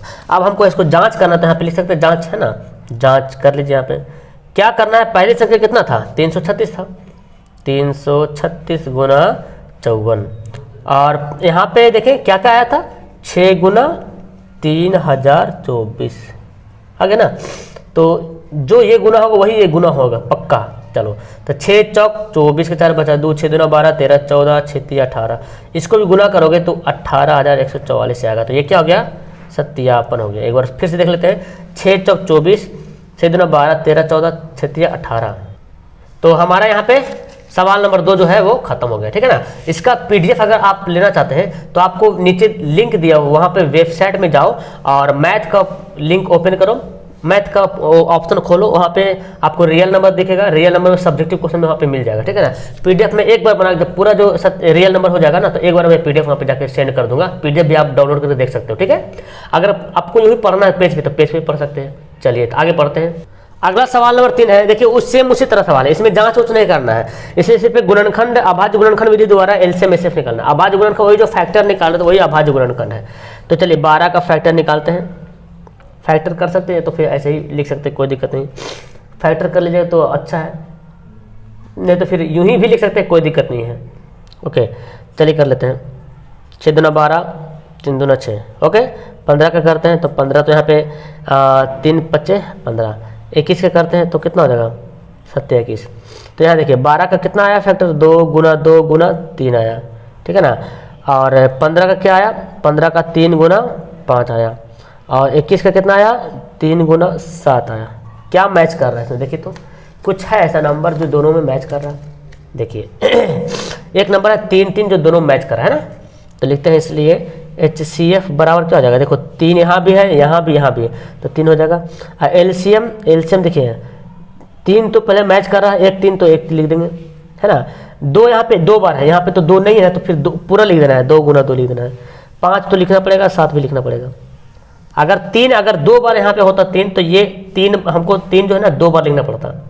अब देखिए 2 3 6, 6 दूना 12, 12 5 60, 7 6 कितना होता है, 12 5 60 हो गया ना, 60 और 7 6 42 होता है, 420। तो हो गया एक आंसर यहाँ हो गया, एक आंसर यहाँ हो गया, इजी है ना। अगला दूसरा सवाल दिया हुआ है, इसका एलसीएम एचसीएफ निकालना है। तो देखिए भाई यहाँ पे 17 का फैक्टर, तो 17 का फैक्टर करेंगे तो 17 गुना 1 होगा, और क्या होगा, है ना जी। 23 का फैक्टर करेंगे तो 23 गुना 1 होगा। 19 का फैक्टर करेंगे तो 19 गुना 1, तो क्योंकि किसी पहाड़ से कटेगा ही नहीं, क्योंकि ये अभाज्य संख्या है। अब एचसीएफ देखो कौन कॉमन हो रहा है, 1 कॉमन हो रहा है ना, तो 1 हो गया एचसीएफ। और एलसीएम क्या कॉमन हो रहा, यहाँ पे 17 कॉमन हो रहा। एलसीएम में पूरा लिख लेंगे, 17 लिख लेंगे, 23 लिख लेंगे, 91 लिख लेंगे, सॉरी 19 है ना। अब इसको हम करेंगे गुना, ये गुना में 19 है। अब यहाँ पे क्या करेंगे, यहाँ पे इसको बनाएंगे, तो इसको जब गुना करेंगे मल्टीप्लाई करेंगे तो आ जाएगा 1139 आ जाएगा, ठीक है ना। ये हमारा एक आंसर, दूसरा हमारा यहाँ पे 1। क्लियर है। तीसरा सवाल भी बहुत आसान से दिया हुआ है। चलिए तो तीसरा सवाल यहाँ पे दिखाते हैं। तीसरा सवाल जो 8 9 5 25, 8 9 25। देखो तो 8 का फैक्टर कौन कौन हो गया, 2 गुना 2 गुना 2 है ना। इसको आप 2 पर पावर 3 भी लिख सकते हैं। चलिए 9 का क्या फैक्टर है, 3 गुना 3, इसको कैसे लिख सकते हैं, 3 का स्क्वायर। 25 का क्या फैक्टर है, 5 गुना 5, इसको 5 का स्क्वायर कर सकते हैं, ठीक है। आप देखिए यहाँ पे HCF क्या होगा, कॉमन। देखिए कुछ कॉमन हो रहा तो बोलेंगे सर कुछ भी कॉमन नहीं हो रहा है ना, इसमें 2 3 5 अलग, तो एक तो कॉमन हो रहा, चूंकि एक तो हर जगह रहता है ना, एक हो गया हमारा HCF। और LCM क्या होगा, LCM देखो LCM में अब सबको लिखना पड़ेगा, 2 पर पावर 3, 3 का स्क्वायर, 5 का स्क्वायर पूरा लिखना पड़ेगा। तो 2 4 4 2 8 हो गया, 9 हो गया, आई 25 हो गया। तो 25 8 200 है ना, और 209 तो 1800 हो जाएगा। यहाँ पे क्या हो जाएगा 1800। तो एक आंसर है यहाँ, एक आंसर है। कितना आसान से सवाल नंबर 3 को हम लोग बना लिए है ना जी। चलिए तो देखते हैं अगला सवाल। देखिए अगला सवाल क्या बोलते हैं, HCF दिया, ये दो संख्या है 306 और 657, दो संख्या, पहली संख्या दूसरी संख्या, दो संख्या। ये जो HCF, इन दोनों संख्या का HCF कितना है, 9 है, ओके। और LCM कितना है, निकालना हमको। तो देखो सॉल्यूशन करते हैं, इसका हल करते हैं। यहाँ पे पहली संख्या कितना दिया हुआ है, 306, ठीक है ना। दूसरी संख्या क्या दिया हुआ है, 657, ओके। ये पहली संख्या दूसरी संख्या हो गया। चलिए अब यहाँ पे क्या करना हमको, यहाँ पे चलिए तो अब क्या हमको निकालना है, हमको निकालना है LCM। तो चूंकि हम जानते हैं क्या है, अच्छा यहाँ पे दिया हुआ भी क्या है, HCF दिया हुआ है, 9 दिया हुआ है ना HCF। तो हमको क्या निकालना है, LCM, ये हमको ज्ञात करना है। तो चूंकि हम क्या जानते हैं, पहली संख्या, ये फॉर्मूला होता है गुना दूसरी संख्या बराबर HCF गुना LCM, ये होता है, ये फॉर्मूला है। तो पहली संख्या 306, दूसरी संख्या 657, HCF 9, LCM नहीं पता हमको, ठीक है ना। तो चलिए अब क्या करते हैं, LCM हमको निकालना है। तो क्या करेंगे, 306 गुना 657 है ना, ये गुना जाके क्या बन जाएगा, भाग बन जाएगा। अब देखो 9 से काट लो, है ना, इजी से काट लेते हैं, इसी को काट लेते हैं। 9 तिया 27, 3 बचेगा, 9 चौक 36, यानी कि 34 गुना 657। अब सब इसको कर लेंगे, गुना कर लेंगे, हमारा क्या आ जाएगा, आंसर आ जाएगा। तो इसको 7 चौक 28 गुना करोगे तो आ जाएगा आपका 22 33 8, ये आपका क्या आ जाएगा, आंसर हो जाएगा। बहुत आसान, बस सिर्फ गुना करना पड़ेगा। आ गया ना, इसका स्क्रीनशॉट ले लो, चाहे जैसे भी करो, PDF से पढ़ो, जैसे तुमको पढ़ना है वैसे पढ़ो, ठीक है। लेकिन यहाँ पे सीख लो पहले, ओके। ये सवाल बहुत ही इम्पोर्टेंट है, ये सवाल में बंदा सब कोई फंसता है।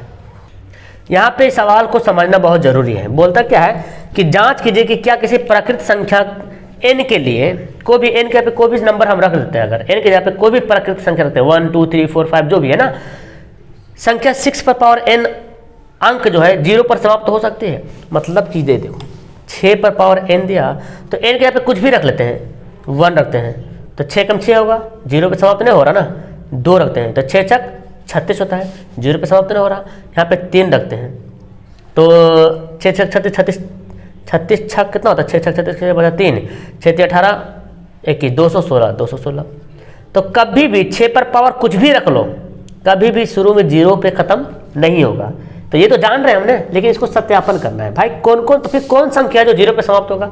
हाँ तो एक संख्या है, देखिए जो 6 है ना, ये 6 है, इसका अगर फैक्टर करते हैं तो क्या फैक्टर आएगा, 2 3 2 3 6। तो होता क्या है ना, अगर ये संख्या, इस संख्या के यहाँ पे कोई भी संख्या हो जिसका फैक्टर 2 और 5 आता हो, जिसका फैक्टर 2 और 5 आता हो, उसी पे अगर पावर कुछ भी पावर रख दो, वो उसका 0 होना है। जैसे कि कोई संख्या ले लेते हैं 10, है क्या, 10 का फैक्टर क्या है, 2 5 है, और है ना, मतलब ये तो क्लियर है ना कि 10 का फैक्टर 2 और 5 है। तो अब 10 पर पावर कुछ भी रख लो, 5 भी रख लेते हैं तो 0 लास्ट में आएगा, है ना जी। 10 पर पावर 2 भी रखेंगे तो 10 नहीं के 100 0 आएगा, है ना। 5 है तो 5 0 रखें 0 आएगा। तो कहने का मतलब इस रूल को फॉलो करवाना हमको इस सवाल में, ठीक है ना। चलिए, तो अब तो हम जान रहे कि 0 पे तो समाप्त तो हो ना सकता है ना, जांच करने बोल रहा है तो जो कि हो ना सकता है। तो चलिए हम क्या करते हैं, मान लेते हैं यहाँ पे हल करते हैं।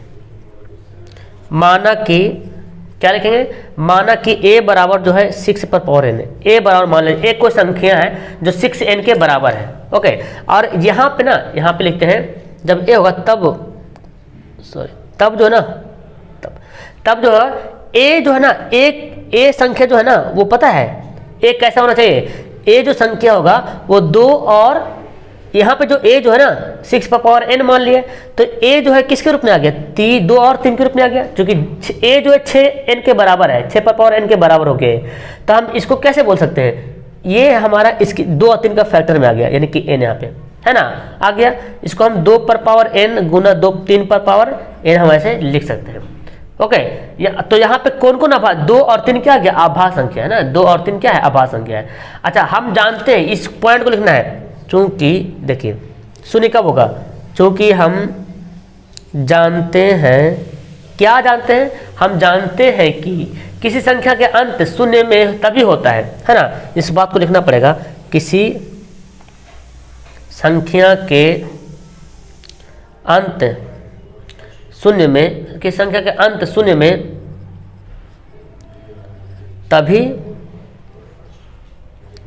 होता है, जब कब होगा, जब 2 तथा 5 के धनात्मक घात, 2 तथा 5 के धनात्मक घात इसके गुणनखंड हो, ठीक है, ये होना चाहिए।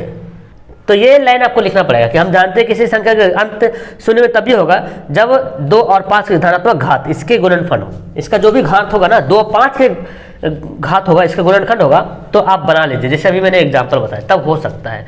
लेकिन यहाँ पे देखें,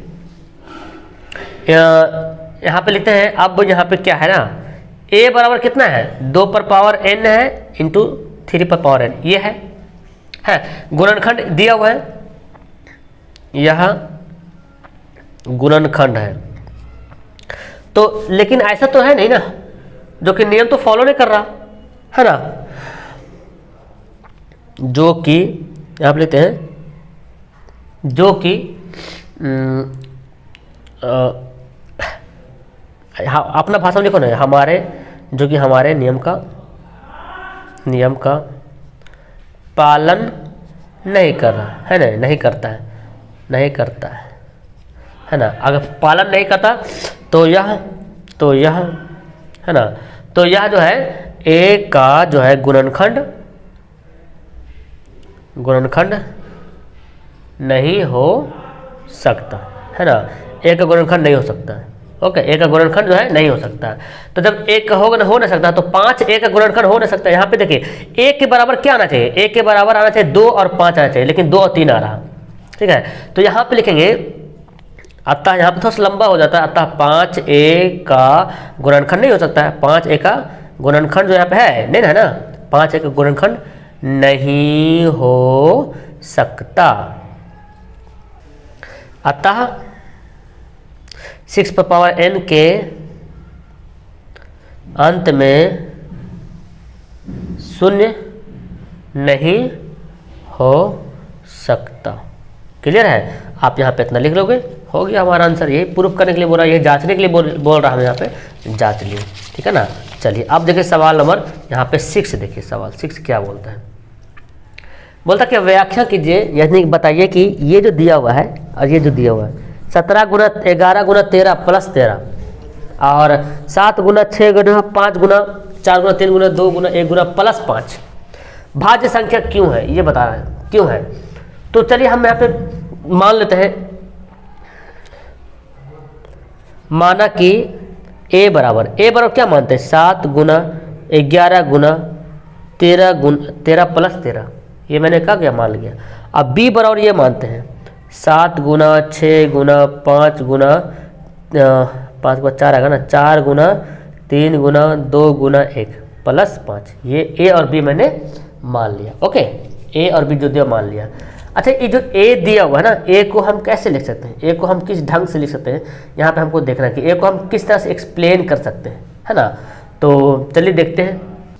तो हम देखते हैं, इसलिए a बराबर जो दिया हुआ है 7 गुना 11 गुना 13 प्लस 13, इसको हम ऐसे लिख सकते हैं क्या, 13 यहाँ पे देखो ये पूरा एक में है ना, ये अलग है, तो 13 ले लिया मैंने कॉमन, तो 7 गुना 11 बचा, यहाँ पे क्या बचा 1 बचा, तो 13 गुना 7 11, यहाँ पे क्या है 7 है और 11 गुना 11 प्लस 1 है, तो 11 7 77 और 1 का होगा 78, हो गया 78 हो गया। तो अब देखना यहाँ पे फैक्टर, देखना यहाँ पे फैक्टर हमको देखना पड़ेगा। अब देखिए ये तो, अब अभी हम कैसे जानेंगे भाज्य संख्या है कि नहीं है, 13 तो लग रहा भाज्य नहीं, लेकिन गुना में है ये ना, गुना में, अगर जोड़ में होता तो अलग होता। तो हम देखो इस 78 को हम ऐसे लिख सकते हैं 13 दूना 26, 26 का 26, 26 दूना 52, 26 3 78, है ना जी। तो ये दोनों अगर मिल जाता है, देखो ये दोनों भाज्य हो गया।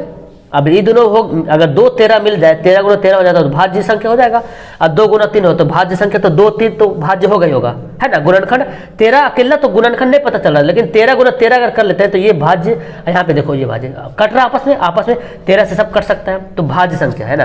तो ए अभाज्य गुणनखंड का क्या है, गुणनफल है। यहाँ पे क्या है, ए जो है अभाज्य गुणनखंड का गुणनखंड यहाँ पे है, तो यहाँ पे लिखते हैं, इसलिए ए जो है अभाज्य गुणनखंडों का गुणनफल है ना।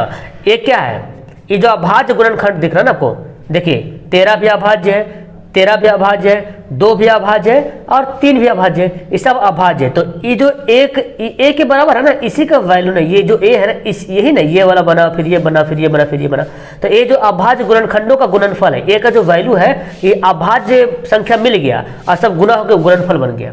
ओके, अतः जब ऐसा है तो अतः क्या करेंगे, अतः यह गुणनफल है, अतः यह भाज्य संख्या है, ठीक है ना। अतः यह भाज्य संख्या, अगर अभाज्य गुणनखंड मिल जाए तो भाज्य संख्या बन जाएगा। जैसे कि देखो, जैसे देखो 5 गुना 5, तो 5 भी अभाज्य, 5 भी अभाज्य, तो गुणनखंड अगर मिल जाए तो ये फिर 5 गुना 5 क्या हो जाएगा, 25 हो जाएगा। और 25 क्या होता है, भाज्य संख्या होता है। कोई भी संख्या ले लो जो अभाज्य गुणनखंड के रूप में होता है, तो हो सकता है वो हमारा आंसर। इस तरह से बी देखते हैं ना, पुनः बी को देखते हैं। बी क्या हमारा है, 7 गुना 6 गुना 5 गुना 4 गुना 3 गुना 2 गुना 1 प्लस 5। अब यहाँ पे क्या कॉमन लेंगे, 5 कॉमन ले लेंगे, है ना। तो क्या बचेगा, 6 गुना 7 गुना 6 गुना 4 गुना 3 गुना 2 गुना 1, और ये क्या बचा प्लस 1। अब देखो इसको गुना कर लेते हैं, तो इसको गुना करेंगे, हाँ आपको गुना करने पर आएगा 1008 आएगा, ठीक इतना आएगा। अब देखो, अब 5 तो लगने रहा ना कि 5 इसके साथ तो है, लेकिन अभाज्य गुणनखंड को लाना है, तो ये 5 अभाज्य है, लेकिन 108 तो अभाज्य नहीं है, भाज्य है, हमको अभाज्य ग्रुप में लाना है। तो देखो 108 को जब तोड़ोगे ना, जब फैक्टर करोगे तो पता क्या क्या आएगा, 2 गुना 2 गुना 2 गुना 2 गुना 3 गुना 3 गुना 7 मैंने कर लिया है, तो आप ऐसे कर लीजिएगा। 108 को जब फैक्टर कीजिएगा, अब बोलो 5 भी अभाज्य, 2 भी अभाज्य, सब 2 अभाज्य, 3 भी अभाज्य, 7 भी अभाज्य। तो बी क्या है, इसके जब हम बी लिखते, इसलिए बी जो है क्या है, बी अभाज्य गुणनखंड, अभाज्य गुणनखंडों का क्या है, गुणनफल है कि नहीं, बोलो अभाज्य गुणनखंडों का गुणनफल है। अतः क्या लिखेंगे, अतः यह एक भाज्य संख्या है ना, अतः यह एक भाज्य संख्या है। यही करना था हमको, समझ में आया। तो ये हमारा ए का जो ना, ए को हम इसको तोड़े और इसको इस रूप में लाएं, तो हमको क्या करना था, अभाज्य संख्या रूप में लाना था। देखो, और जो अभाज्य संख्या का जो गुणनखंड होगा ऑटोमेटिक भाज्य संख्या हो जाएगा। जैसे एग्जांपल मैंने आपको बताया 7 गुना 7 ले लेते हैं, अगर अकेला 7 होता तो ये भाज्य नहीं कहलाएगा, अभाज्य कहलाएगा, ठीक है ना। लेकिन 7 गुना 7 होगा तो ये भाज्य कहला जाएगा। 7 गुना 7 गुना 7 जितना बार कर लो क्या कहलाएगा, भाज्य कहलाएगा। ओके, तो यहाँ पे भी हमारा ये भाज्य हो गया, इस तरह से प्रूफ कर लिए, व्याख्या कर लिए। ओके, अब ये सवाल हमारा लास्ट है, बहुत ही आसान सा सवाल। ये सवाल एग्जाम में देखने को भी मिलता है कि ये क्या बोल, किसी खेल के मैदान में चारों तरफ वृत्ताकार पथ है, इस मैदान का एक चक्कर लगाने में सोनिया को 18 मिनट लगता है और रवि को जो है 12 मिनट लगता है। मान लीजिए दोनों एक ही जगह शुरू किया चलने के लिए, चलना एक ही जगह शुरू किया, फिर बोला कि घूमते रहा, एक ही दिशा में घूम रहा है, ऐसे ऐसे घूम रहा है दोनों, ठीक है ना। लेकिन बोला कितने समय बाद पुनः प्रारंभिक स्थान पे पहुंच जाएगा। मतलब ये समझिए यहाँ पे ये मैदान है, ठीक है ना, यहाँ पे सोनिया है, सोनिया एक चक्कर लगाती है, यहाँ से तो घूम लेती है तो 18 मिनट लगता है, ओके। और रवि जो एक चक्कर लगाता है तो 12 मिनट लगता है। अच्छा, तो रवि जब एक चक्कर लगा देगा तो जाहिर बात रवि तो पहले लगाएगा चक्कर, सोनिया बाद में लगाएगा, तो रवि तुरंत यहाँ पे पहुंच जाएगा ना, और सोनिया कहीं ना कहीं पीछे रहेगी अभी, क्योंकि सोनिया को लगाने में 18 मिनट टाइम लगेगा, रवि को यहाँ से यहाँ तक आने में 12 मिनट में रवि पहुंच जाएगा, और सोनिया यहाँ से यहाँ तक आने में 18 मिनट लगाएगी। मतलब रवि जब यहाँ पे पहुंचेगा तो सोनिया कहीं ना कहीं पीछे ही होगा, सोनिया यहीं पे होगा, फिर ये घूम चक्कर लगाएगा तो फिर यहाँ पे पहुंच जाएगा, फिर सोनिया जाके अब ये घूम के फिर देखो, फिर यहाँ से ना, फिर यहाँ से घूमेगा, फिर सोनिया अब यहाँ, अभी यहाँ सोनिया है, फिर अब आगे बढ़ेगी तो यहाँ ये जब यहाँ पे रहेगा तो रवि यहाँ पे आ जाएगा, मतलब ऐसे घूमते रहेगा। तो कहीं ना कहीं एक मौका ऐसा आएगा जहाँ पे दोनों जो है प्रारंभिक स्थान पे पहुंच जाएगा जहाँ से शुरू किया था। तो हम इसको क्या करना होता है, ऐसे में हमको एलसीएम निकालना पड़ता है, ठीक है, लासा निकालना पड़ता है। तो यहाँ पे देखिए हल करते बहुत आसान से, यहाँ पे लिखते हैं हम यहाँ पे लासा निकालते हैं। तो यहाँ पे मैंने लिख दिया कि दोनों सोनिया और रवि पुनः प्रारंभिक स्थान पर तब मिलेंगे जब दोनों का मासा निकलेगा, यानी कि दोनों का मासा निकालेगा तो हमारा जो है आंसर आ जाएगा, ठीक है ना। तो 18 है, 18 का फैक्टर क्या आएगा, 2 गुना 2 9 हो गया, 3 गुना 3 इतना आएगा। अब इसको तोड़िएगा, 2 गुना 3 पर पावर 2 हो गया ना। अब क्या है, 12 का एलसीएम निकालेंगे तो 2 गुना 2 गुना 2 गुना 4 है, 2 हो गया 6 2 पर पावर 3 और फिर सॉरी 2 पर पावर 2 और क्या होगा 3 होगा, इतना आ गया, ओके। तो ये हमारा आ गया, 12 का हो गया, 18 का हो गया। अब क्या निकालते हैं, एलसीएम। तो एलसीएम क्या होगा, देखो 2 यहाँ पे एक बार, यहाँ पे 2 जो है 2 बार है, तो 2 एक बार, यहाँ पे 2 बार है ना, तो बड़ा वाला पावर उठाते हैं। यहाँ पे 3 2 बार, 3 एक बार, तो बड़ा वाला उठाते हैं। तो 2 दूना 4, 3 3 9 9 चौक 36 मिनट, यानी कि 36 मिनट के बाद जो है ना वो दोनों आपस में मिल जाएगा। 36 मिनट के बाद दोनों एक जगह फिर से मिल जाएगा, तो ये हमारा क्या हो जाएगा, आंसर हो जाएगा, ओके। यहाँ पे सिद्ध कीजिए कि √5 एक अपरिमेय संख्या है। एक ही सवाल एनसीईआरटी में ऐसा दिया हो, बाकी जो दिया हो बहुत आसान तरीके से बनाने वाला है। तो ये थोड़ा सा लॉन्ग होता है, लेकिन कुछ भी नहीं, लिखने में जो टाइम लगेगा बट आपको समझना है, ठीक है ना। जब समझ जाएंगे तो आराम से लिख लीजिएगा। जब कुछ आदमी कोई चीज भी समझ लेता है, कुछ चीज, तो उसको आराम से जितना देर चाहे, जितना पन्ना चाहे उतना पन्ना लिख सकता है, समझने भर दे रहे, ठीक है। तो आपके सवाल में ये तो एनसीईआरटी का क्वेश्चन दिया हुआ है। आप एग्जाम में √5 के यहाँ पे √3 भी दे सकता है, √2 भी दे सकता है, लेकिन √5 जो है ज्यादा देखने को मिला है, ठीक है ना, इसलिए आप इसको ध्यान से देखेंगे। तो ये √5 के यहाँ पे जो √2 भी रहेगा तो उसी कंडीशन से बनाएंगे, √3 भी रहेगा उसी कंडीशन से बनाएंगे। बनाने के तरीके बहुत अलग अलग है, मैं आपको अलग तरीके से बता रहा हूँ, शायद आपको पता भी होगा, और नहीं पता तो देखिए बहुत आसान सा सवाल है। चलिए यहाँ पे करते हैं हम लोग हल। यहाँ पे हमको सिद्ध करना है, ठीक है ना, कि √5 एक अपरिमेय संख्या है। सबसे पहला काम करना है मानना हमको, जो कि आपको पता है, ठीक है ना।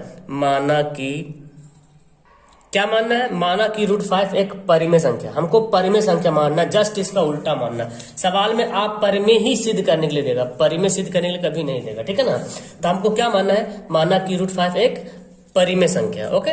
जब परिमेय संख्या मान लिए तो जो परिमेय संख्या होता है वो कैसा होता है, यानी कि √5 जो हो गया किस रूप में हो गया, P/Q के रूप में हो गया, ठीक है ना। ये तो समझ में आ रहा, जब भी कोई भी परिमेय संख्या होगा P/Q के रूप में होना ही होना है। अब यहाँ पे देखिए जो P/Q जो देख रहे हैं, ये जो √5 जो है इसके बराबर आ रहा है, क्योंकि हम इक्वेशन मान लिए हैं कि ये दोनों बराबर है, P/Q के रूप में है √5। अब जो P और Q जो यहाँ पे देख रहे हैं, तो यहाँ पे हमको लिखना पड़ेगा, ठीक है ना। लिखना ये पड़ेगा कि P तथा Q एक धन पूर्णांक है।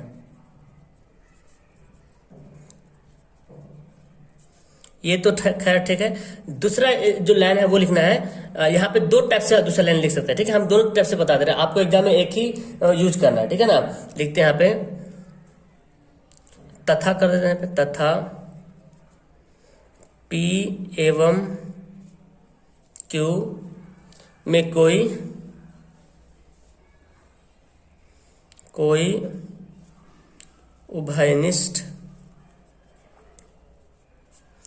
उभयनिष्ठ गुणनखंड नहीं है, गुणनखंड नहीं है। इसी बात को समझना है, ठीक है ना। देखिए इसी बात को समझना है, P और Q में कोई उभयनिष्ठ गुणनखंड नहीं है। उभयनिष्ठ मतलब कॉमन, इन दोनों में कोई कॉमन चीज दिख रहा है। कॉमन मतलब जैसे P है और Q है, तो बोले सर एक तो कॉमन दिख रहा है 1, जी बिल्कुल 1 कॉमन दिख रहा है, 1 तो सब में कॉमन होता ही है। तो आप ना ये जो सेंटेंस लिखे हैं, इस सेंटेंस की जगह पे ये भी लिख सकते हैं, P Q एक सहअभाज्य गुणनखंड है, ठीक है ना, सहअभाज्य गुणनखंड, समझ लीजिए ध्यान से, ठीक है, गुणनखंड है। देखिए ये जो P और Q में कोई उभयनिष्ठ गुणनखंड नहीं, ये सेंटेंस लिखो, या P Q एक सहअभाज्य गुणनखंड है। सहअभाज्य गुणनखंड बोलते हैं वैसे गुणनखंड जिसका HCF 1 होता है, ठीक है, जिसका HCF क्या होता है 1 होता है। तो P और Q का HCF तो 1 होगा ही होगा। तो ये दोनों लाइन सेम है, दोनों सेम बता रहा, उभयनिष्ठ गुणनखंड नहीं, बिल्कुल उभयनिष्ठ नहीं मैच कर रहा। और सहअभाज्य गुणनखंड बोलते हैं जिसका एक HCF होता है। तो इतनी बातें आप ये वाला लाइन ये तो लिखना है, ये लिखो चाहे ये लिखो, दोनों में से कोई एक लिखना है, ठीक है ना। अब जब यहाँ पे कर दें तो अब यहाँ पे क्या करते हैं, दोनों को वर्ग करेंगे, ठीक है ना। वर्ग करने पे देखिए, वर्ग करने पर इसको आपको यहाँ पे ध्यान से समझना जो मैं बता रहा हूँ, ठीक है। तो वर्ग कर देंगे तो खैर ये तो आपको आसान है, p√5 का स्क्वायर कर दीजिएगा और p/q का दोनों पे क्या कर देंगे, स्क्वायर कर देंगे, ठीक है ना।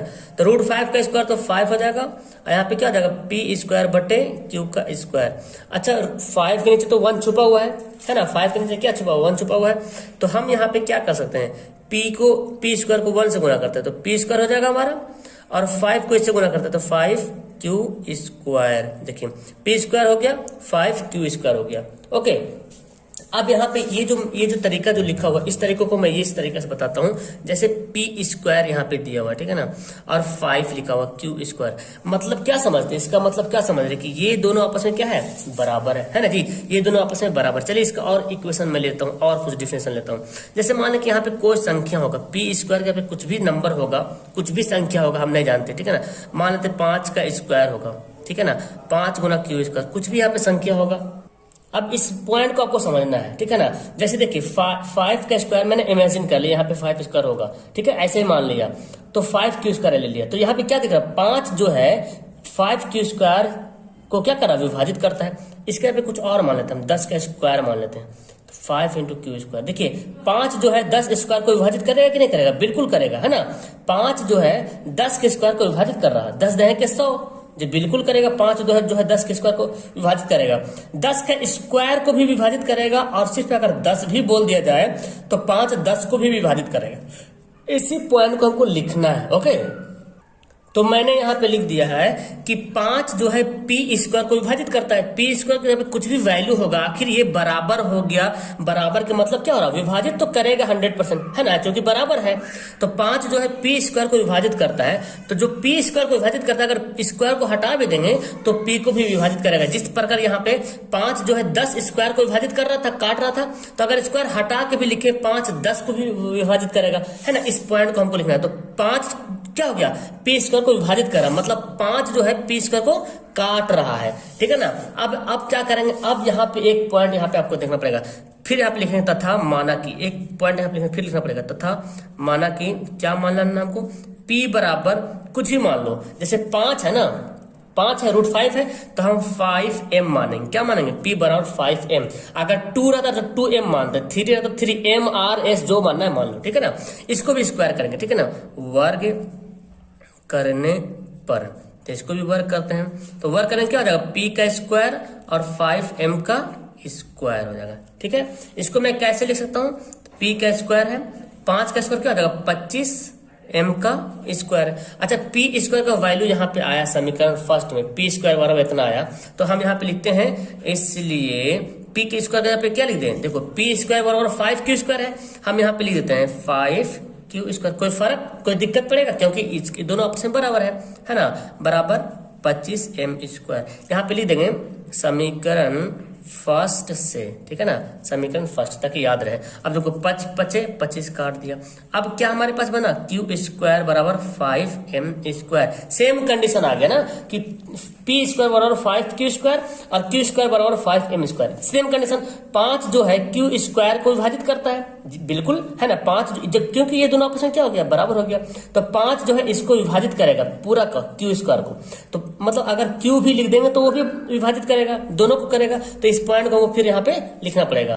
तो मैंने ये पॉइंट को लिख दिया है कि यहाँ 5 जो है क्यू स्क्वायर को विभाजित करता है, तो इसका मतलब कि 5 क्यू को भी विभाजित करेगा। जिस तरह से अभी मैंने डिफरेंस एग्जांपल को समझाया, इस ध्यान में रखेंगे। ये बराबर का मतलब क्या, वो काट रहा है। जैसे मैंने 3 गुना 3 गुना 3 लिख दिया, ठीक, या 3 का क्यूब लिख दिया, ठीक है। यहाँ पे 3 गुना 3 लिख दिया। आपको क्या लगता है, ये जो पूरा है ना, इसको पूरा कट रहा है, पूरा से विभाजित हो रहा है ना जी। काट सकते हैं ना, आराम से काट सकते हैं, इससे कट जाएगा, चूंकि 3 बार है, विभाजित हो जाएगा आराम से। तो यहाँ पे मैंने उसी पॉइंट को लिखा। अब यहाँ पे देखें, 5 क्यू को विभाजित कर सकता है और 5 पी को भी विभाजित करेगा और 5 क्यू को भी विभाजित करेगा। मतलब पी का गुणनखंड है 5, है ना जी। पी का अगर 5 क्यू को विभाजित कर रहा, 5 जो है पी को विभाजित कर रहा, 5 जो है क्यू को विभाजित कर रहा, मतलब पी का गुणनखंड 5 और क्यू का गुणनखंड है 5। जैसे कि अगर मैं बोलूं 20 का फैक्टर क्या हो जाएगा, गुणनखंड क्या हो जाएगा, 10 5। देखो 20 का गुणनखंड क्या हो जाएगा, 2 गुना 2 गुना 5। मतलब 2 जो है ना 20 को भी 20 से भी कट रहा है ना, 2 जो है 20 से इससे भी कट रहा है, 5 इससे भी कट रहा है ना, 20 दोनों तीनों से कट रहा। मतलब ये जो 2 से भी विभाजित हो रहा, इस 2 से भी विभाजित हो रहा, इस 2 से भी विभाजित हो रहा, ठीक है ना। यानी कि इसका गुणनखंड है, जो कट रहा है ना वो क्या, उसका क्या है, सब गुणनखंड, जिससे कट रहा वो गुणनखंड हो गया। तो यहाँ पे पी का गुणनखंड 5 है, पी का गुणनखंड, पी का भी 5 है और क्यू का भी 5 है। लेकिन यहाँ पे हमने क्या बोला था, पी और क्यू में कोई उभयनिष्ठ गुणनखंड नहीं है। लेकिन यहाँ पे देखो पी का भी 5 गुणनखंड है, क्यू का भी 5 गुणनखंड है, तो उभयनिष्ठ गुणनखंड कौन हो गया, 5, तो उभयनिष्ठ गुणनखंड हो गया। तो इसी पॉइंट को हमको लिखना है और इसको आप परिमेय सिद्ध करना है। तो इस पॉइंट को हमको लिख देना है कि अतः यहाँ P, या अतः नहीं लेकिन चलेगा, यहाँ P तथा Q में 5 उभयनिष्ठ गुणनखंड है ना जी। P में भी P का भी 5 गुणनखंड हो गया और Q का भी 5 गुणनखंड, चूंकि विभाजित हो रहा मतलब गुणनखंड है, तो P और Q में 5 उभयनिष्ठ गुणनखंड है। लेकिन हमने क्या माना था, हमने माना था P और Q में कोई गुणनखंड है ही नहीं, उभयनिष्ठ गुणनखंड है ही नहीं है। जब नहीं यहाँ पे है तो फिर क्या हो गया हमारा, तो फिर हम क्या बोलेंगे, अतः हमारा मानना गलत हुआ। अतः जो है √5 एक अपरिमेय संख्या, इतना लिखना है। तो ये लॉन्ग थोड़ा सा लग रहा है, लेकिन आपको जब समझ जाइएगा ना तो ये 2 मिनट में आप फटाफट करके लिख दीजिएगा। बस आपको समझने भर देरी है। उम्मीद है कि आपको समझ में आ गया होगा, जो भी टाइम लगा है आपको समझ में आ गया होगा। चलिए अगला सवाल पढ़ते हैं। ये जो दूसरा सवाल है बहुत आसान सा सवाल है, ठीक है ना, उससे बहुत आसान सवाल। तो हमको यहाँ पे हाल में क्या करना, पहले तो वही करना पड़ेगा, माना कि, तो हम भी मान लेते हैं क्या, पहले मानना पड़ेगा, ठीक है ना। माना कि 3 + 2 √5 एक क्या मानेंगे, उल्टा मान लेंगे, एक परिमेय संख्या है, ठीक है, ये मान लिया मैंने, ठीक है। परिमेय संख्या माना तो क्या लिखेंगे, इसलिए 3 + 2 √5 जो है वो P/Q के रूप में क्या है, परिमेय संख्या, तो P/Q के रूप में बराबर है, ठीक है। बाकी यहाँ पे आप डाल सकते हैं Q ≠ = 0, क्योंकि परिमेय संख्या वही होता है जो Q 0 के बराबर नहीं होगा तब। अगर Q के बराबर नीचे 0 हो जाएगा, यानी कि 2/0 लिख देंगे, तो 2/0 परिमेय संख्या नहीं होगा, ठीक है ना, तो परिमेय संख्या होगा। बाकी कुछ नहीं करना आपको, वर्ग भी नहीं करना, ठीक है। चलिए सिंपली इसको बनाते हैं, इसको क्रॉस गुना करते हैं, ठीक है ना, क्रॉस गुना करते हैं। तो क्रॉस गुना भी नहीं करेंगे, देखो हम ऐसा करते हैं, इसमें आपको ये तो हम परिमेय संख्या दिख रहा, मान तो लिए, इसको तो मैंने परिमेय संख्या माना है, लेकिन एक्चुअली में 3 परिमेय संख्या है, 2 परिमेय संख्या है और √5 क्या है, आप परिमेय संख्या है। फुट डालो और राज करो वाला यहाँ पे यूज करेंगे, ठीक है, फुट डालो और शासन करो। तो हम क्या करते हैं, 3 को उधर भेज देते हैं, तो 2 √5 हो गया, P/Q हो गया, 3 प्लस जा क्या बनेगा, -3 बन गया, ओके बन गया ना। अब यहाँ पे देखो 2 √5, तो यहाँ पे पूरा अलग कर देना है, 2 √5 है, 2 परिमेय है और √5 क्या अपरिमेय, 2 को भी अलग कर दो, तो √5 यहाँ पे, हालांकि इतना भी कर सकते हैं लेकिन और पूरा क्लियर करते हैं। √5 क्या है, अपरिमेय हो गया और 2 गुना होगा क्या चल जाएगा, P/Q जो है ना -3, ये 2 गुना के क्या बनेगा, भाग बनेगा। तो देखो ये √5 क्या है, अपरिमेय संख्या है, और ये क्या है, ये परिमेय संख्या। चूंकि परिमेय संख्या बहुत इजी होता है ना, जिसका रूट निकल जाता है, इस तो रूट में है नहीं आराम से, तो ये सब ये क्या, इधर वाला परिमेय संख्या, इधर वाला अपरिमेय। क्या कभी ऐसा हो सकता है परिमेय और अपरिमेय बराबर होगा, कभी नहीं होगा, है ना। तो यहाँ पे लिखेंगे, यहाँ पे जो लिखना है तो इस लाइन को यहाँ पे लिखना है कि यहाँ √5 एक परिमेय संख्या है। √5 क्या है? परिमेय संख्या है। और ये p/q - 3/2 इसको बना भी सकते हैं, सोल्व कर सकते, कोई दिक्कत नहीं। ये क्या है? एक अपरिमेय संख्या है जो कि बराबर नहीं हो सकता। कभी बराबर हो सकता है क्या? कभी परिमेय संख्या अपरिमेय संख्या कभी बराबर नहीं हो सकता है, ठीक है। अतः हमारा मानना क्या हुआ? गलत। वही लिखना है, अतः हमारा मानना गलत हुआ, ठीक है। अतः हमारा मानना गलत हुआ, है ना। लिखते अतः जो है 3 + 2√5 एक क्या है? अपरिमेय संख्या है, ठीक है ना। अपरिमेय संख्या है। बस हो गया। ये बहुत आसान से बन जाता है, शॉर्ट में बनता है, ठीक है ना। सेम कंडीशन 3 नंबर सवाल दिया हो, 3 नंबर में 3 सवाल दिया, क्वेश्चन नंबर 3 में 1 2 3 करके 3 दिया हो। तो इसको भी इसी प्रकार बनाएंगे, आराम से बनाएंगे, ठीक। इसको भी इसी प्रकार से बनाएंगे। चलिए, तो हमको तो बनाना है, डोंट वरी। ओके, हम एक मैंने वादा किया आपसे कि एक क्वेश्चन भी आपको छोड़ूंगा नहीं, हर क्वेश्चन को बनाऊंगा, चाहे इजी हो चाहे हार्ड हो। ओके, तो फिर करते हैं यहाँ पे माना कि 1/√2 एक परिमेय संख्या, मतलब जबरदस्ती मान ले रहे हैं हम लोग, ठीक है ना। परिमेय संख्या है, मान लिया। तो इसलिए 1/√2 जो है किसके बराबर हो जाएगा? p/q के बराबर हो जाएगा। ज्यादा यहाँ पे लिख सकते हैं q ≠ = 0, है ना, जहां q ≠ 0। ओके, तो इसको क्या करना, बस वही क्रॉस गुना कर देना। क्रॉस गुना कर दो भाई, तो √2 को p से गुना करेंगे तो p√2 हो गया बराबर q। कोई दिक्कत नहीं, है ना, ऐसे भी कर सकते हैं। अच्छा, हमको p हटाना है यहाँ पे, है ना, p को हटाना है। तो √2 बराबर क्या हो जाएगा? q/p। देखिए उलट गया, तो क्या दिक्कत है? 2/3 लिखो या 3/2 लिखो, दोनों तो परिमेय संख्या है। 2/3 भी परिमेय संख्या है, 3/2 भी परिमेय संख्या है। अब यहाँ पे देखो √2 क्या है? अपरिमेय है, और ये क्या है? परिमेय है, जो कि आपस में कभी बराबर नहीं हो सकता है। तो फिर यही सेंटेंस को हमको लिख देना है कि यहाँ √2 एक अपरिमेय संख्या है। देख रहे √2 क्या है? अपरिमेय संख्या है, और q/p एक परिमेय संख्या है, जो आपस में कभी बराबर नहीं हो सकता। कभी बराबर नहीं, परिमेय अपरिमेय कभी बराबर नहीं हो सकता है। अतः हमारा मानना गलत हुआ। अतः 1/√3 एक अपरिमेय संख्या है, ठीक है ना। तो तीसरा का पहला सवाल बना, तीसरा का दूसरा, और तीसरा भी इसी तरह बनेगा। तो फिर हमारा सवाल दे दिया, है ना। इसको हल करते हैं। सवाल सीख लेना आपको, ठीक, कैसे बना। एक सवाल तो कंफर्म रहेगा यहाँ पे। तो यहाँ पे लिखते हैं माना कि, सेम बात लिखते हैं, माना कि 7√5 एक, आपको समझ में आ गया होगा, ठीक है ना, अपरिमेय संख्या है। सबको आपको नोट्स बना लेना है, कॉपी में लिखना है, ठीक है ना। अगर लिखा हो तो ठीक है। इसलिए 7√5 बराबर क्या हो जाएगा? p/q हो गया। अब यहाँ पे क्या करेंगे हम? क्रॉस गुना कर लो। यहाँ पे देखो, इसके नीचे 1 छुपा हुआ, क्रॉस गुना कर लो। तो p को यहाँ से गुना करेंगे p, और यहाँ पे क्या करते हैं, छोड़ो, यहाँ पे ऐसे कुछ मत करो, 7 को उधर ले जाओ, फिर तो उल्टा हो जाएगा ना। हमको परिमेय और अपरिमेय को अलग अलग करना, बंटवारा करना, ठीक है ना। 7 परिमेय संख्या है और √5 क्या है? अपरिमेय संख्या है। 7 परिमेय, √5 अपरिमेय। तो हम क्या करते हैं, √5 बराबर क्या लिख सकते हैं? p/q है। इस 7 भी कहाँ गुना में आके क्या चल जाएगा? भाग में चल जाएगा। 7 यहाँ पे बन जाएगा, है ना जी। ये 7 भाग में, गुना में जाकर क्या बनेगा? भाग बनेगा। तो √5 परिमेय हो गया, ये √5 अपरिमेय हो गया, ये क्या हो गया? परिमेय हो गया। तो वही बात को यहाँ पे लिख देना है। तो यहाँ पे मैंने लिख लिया है, यहाँ √5 एक अपरिमेय संख्या है, p/7q एक परिमेय संख्या है, जो आपस में बराबर हो ही नहीं सकता, बिल्कुल बराबर नहीं हो सकता, क्योंकि परिमेय अपरिमेय बिल्कुल अलग अलग है, दोनों बराबर नहीं हो सकता। अतः हमारा मानना गलत हुआ। 7√5 एक अपरिमेय संख्या। बस इतना ही लिखना है, कुछ नहीं है। आपको इतने में नंबर मिलेगा, डोंट वरी। 2 नंबर वाला सवाल में, 2 नंबर वाला क्वेश्चन में ये सवाल आता है। ओके, ये सवाल देखो इस टाइप का, इसको ही मैं बनाता हूँ। आप चाहो तो वीडियो को पॉज करके खुद से बना के मिला सकते हैं। ओके, तो हम क्या करेंगे, पहले मानते हैं यहाँ पे, चलिए हल करते हैं यहाँ पे, है ना। माना कि क्या? माना कि 6 + √2 एक क्या है? सॉरी, तो परिमेय संख्या है, अपरिमेय संख्या है। इसी तरह से मैं एनसीईआरटी का हर लेसन, हर एक्सरसाइज को एक वीडियो में लाके प्रोवाइड करूंगा। जब पूरा एक्सरसाइज खत्म हो जाएगा तो सब एक्सरसाइज को मर्ज करके एक बार मैं प्रोवाइड करूंगा। जो बच्चा नहीं देखे उसको देख लीजिएगा, ठीक है ना। इसलिए 6 + √2 जो हो जाएगा किसके बराबर हो जाएगा? p/q। ये तो पहले वाला सवाल की तरह आ गया जो पहले बनाया था अभी। तो यहाँ पे हम क्या कर सकते हैं, 6 को इधर भगा दो, p यहाँ पे क्या हो जाएगा? √2 बचेगा। यहाँ पे √2 और यहाँ पे P बटे Q और 6 प्लस में क्या बनेगा -6। अब फिर यहाँ पे वही कंडीशन होगी, सारी बातें वही सब लिखना है कि √2 एक परिमेय संख्या है, ये अपरिमेय संख्या है, ये परिमेय संख्या है, अतः ये दोनों आपस में कभी बराबर नहीं हो सकता है।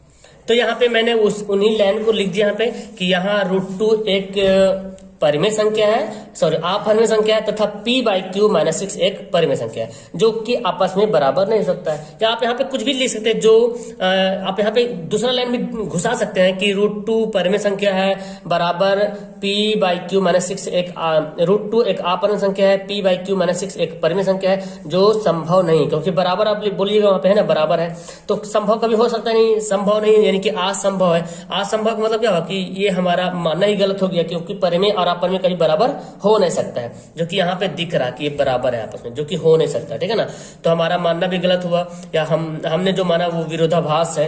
तो ये जो 6 + √2 एक क्या है, अपरिमेय संख्या। बस यही करना है, डोंट वरी। आपको यहाँ पे एक्सरसाइज 1.3 यहाँ पे लास्ट हो गया। विभाजन प्रक्रिया के द्वारा बताइए कि कौन परिमेय संख्या कौन अपरिमेय संख्या का दशमलव प्रसार शांत है या अशांत है। भाग नहीं देना है, बस एक शॉर्ट प्रक्रिया अपनाना है और बताना कौन शांत है कौन अशांत। तो हम कैसे पहचानेंगे कौन सा वो प्रक्रिया है जिसकी सहायता से हम पहचान सकते हैं कि शांत है या अशांत है, ठीक है। मैंने यहाँ पे ले लिया एक पेज। जैसे देखिए, शांत और अशांत होने का एक तो भाग के तरीका है, भाग विभाजन विधि प्रक्रिया कर लीजिए, उससे पता कर लीजिएगा कि शांत है कि अशांत है। जैसे अगर मैंने भाग किया और भाग करके आगे जैसे 3.3333 इस तरह से अगर आ रहा तो ये शांत कहलाएगा, ठीक है ना। भाग करने पर, अगर भाग करने पर 3.212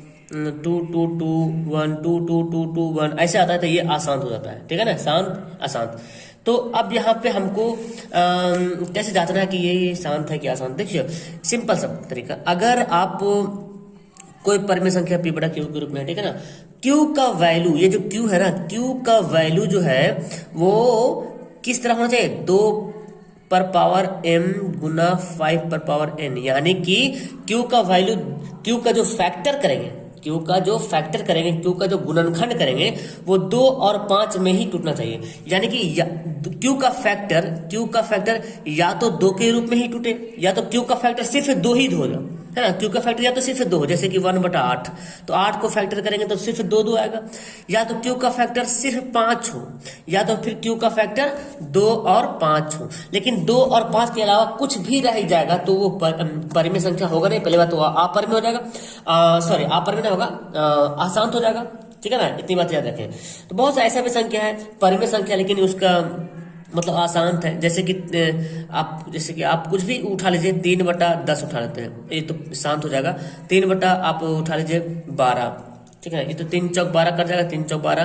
3 हम कुछ और उठा लेते हैं, 11 उठाते हैं, तो ये 11 मतलब 11 तो आएगा नहीं। तो ये परिमेय संख्या है लेकिन अशांत है, क्योंकि Q जो है 2 5 के रूप में नहीं आएगा जब भी आप तोड़ोगे तो हमको यहाँ पे देख लेना है, इसको अरेंज बता के इसको बनाना पड़ेगा। तो यहाँ पे 13 लिखते हैं और 2125 है, 3125 है ना, तो 3125 को हम फैक्टर करेंगे। देखिए 3125 का फैक्टर कर लेते हैं, ओके। तो मैं यहाँ फैक्टर कर रहा हूँ, 5 से काटो, 25 25 125 और 5, देख रहे हैं ना कितना आ रहा है, 5 5 5। सबका फैक्टर कितना आ रहा है, 5 5 5 आ रहा सबका, यानी कि ये इसका फैक्टर आ रहा है 5 गुना 5 गुना 5 गुना 5 गुना। इसको मैं कैसे लिख सकता हूँ, 13 5 पर पावर कितना 5। ये क्या है, ये है शांत। मैंने बोला ना Q का वैल्यू, Q का फैक्टर या तो सिर्फ 2 ही आ जाए, या तो सिर्फ 5 ही आ जाए, या तो दोनों आ जाए, ठीक है। लेकिन इसके अलावा कोई और आ जाएगा तो वो क्या हो जाएगा, अशांत हो जाएगा, ठीक है। अच्छा, अब कभी कभी 13 से काट के देखिएगा, ऊपर वाला से काट के भी देखिएगा, अगर कट जाता है तो उससे भी शांत और अशांत पर इफेक्ट पड़ेगा, ठीक है ना। चलिए दूसरा सवाल मैं देखता हूँ, 17/8। देखिए 17/8 है। अब 8 को 8 हमारा क्या है, Q है, तो हम 17/8 को मैं कैसे लिख सकता हूँ, 2 गुना 2 गुना 2 ऐसे लिख सकता हूँ, ठीक है ना। तो 17 क्या हो जाएगा, 2 पर पावर 3। तो मैंने क्या बोला, ये भी क्या हो जाएगा, शांत हो जाएगा। क्यों शांत होगा, क्योंकि ये जो Q है ना, Q 2 या तो 5 के फैक्टर में आ गया, 2 या 5 के फैक्टर में आ गया, ठीक है। चलिए अब तीसरा सवाल यहाँ पे बनाते हैं, ठीक है। तीसरा सवाल है 64/455। अब इसको 64/455 को हमको करना पड़ेगा HCF, है ना। आप रफ पेज में कर लीजिएगा, 5 से काट ले, 5 9 45, 5 एकम 5, देखिए आ गया 13 7 91, 5 7 13 आ गया ना। तो हम लिखेंगे 5 7 13, क्या ये शांत होगा? क्योंकि शांत नहीं होगा, क्योंकि यहाँ पे इसका 455 का फैक्टर सिर्फ 5 आ रहा, 13 आ रहा, 7 भी आ रहा। सिर्फ 5 रहता तो हो जाता, सिर्फ 2 रहता तो हो जाता, लेकिन या तो दोनों रहता तो होता, लेकिन इसके अलावा कोई आ जाएगा तो नहीं होगा। यानी कि ये क्या है? ये है अशांत आवर्ती, है ना जी, अशांत आवर्ती। वही ना बोला जी, कौन शांत आवर्ती कौन अशांत है, ठीक है। चलिए चौथा सवाल देखिए, बोलता है 15/1600। चलिए तो ये तो खैर एक्चुअली शांत तो होगा, 1600 को आप काट के देख लो। 16 जब शांत है तो 1600 भी शांत होगा, ठीक है ना। 2 से पहले काटो 800 हो जाएगा, 2 से काटो 400 हो जाएगा, 2 से काटो 200 हो जाएगा, 2 से काटो 100 हो जाएगा, और 2 से काटो 50 हो जाएगा, और क्या काटे 25 दूना 50 हो जाएगा, और 5 25 क्या आ गया? 2 कितना? 1 2 3 4 5 6। 2 कितना बार आया? 6 बार आया, 5 2 बार आया, है ना। 2 कितना बार आया? 1 2 3 4 5 6 बार आया, और 5 2 बार आया।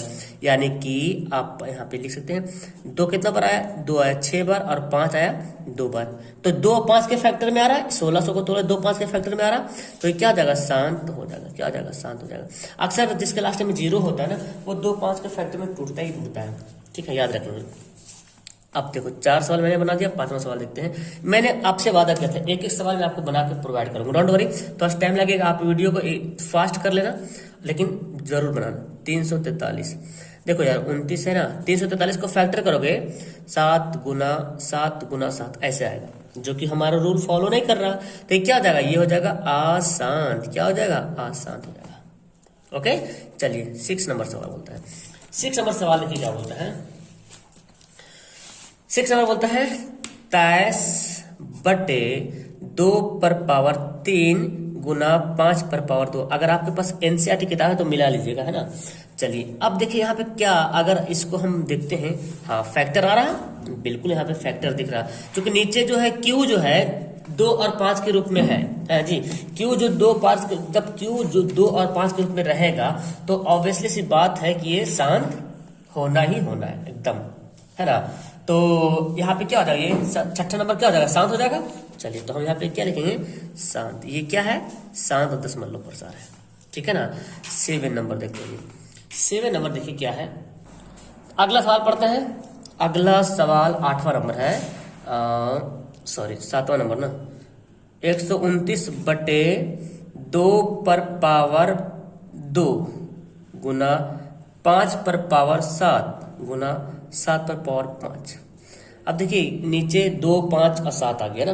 क्यू में देखना, हमेशा फैक्टर देखना है, क्यू का फैक्टर 2 5 और 7 के बराबर आ गया। तो जब भी ऐसा हो जाए ना, तो ये क्या होगा? शांत होगा? कभी नहीं होने वाला, ये शांत नहीं होगा। क्या हो जाएगा? ये हो जाएगा अशांत। क्या होगा? ये अशांत दशमलव है। ओके, क्लियर है। चलिए जी, अब आपको बताता हूं मैं क्वेश्चन नंबर 8वां, ठीक है ना। क्या बोलता है? 6/15। देखिए इसको तोड़िए, इसमें बंदा फंसता है। 6/15 तोड़ेंगे 3 गुना 5। इसको क्या बोलेगा? शांत कि अशांत?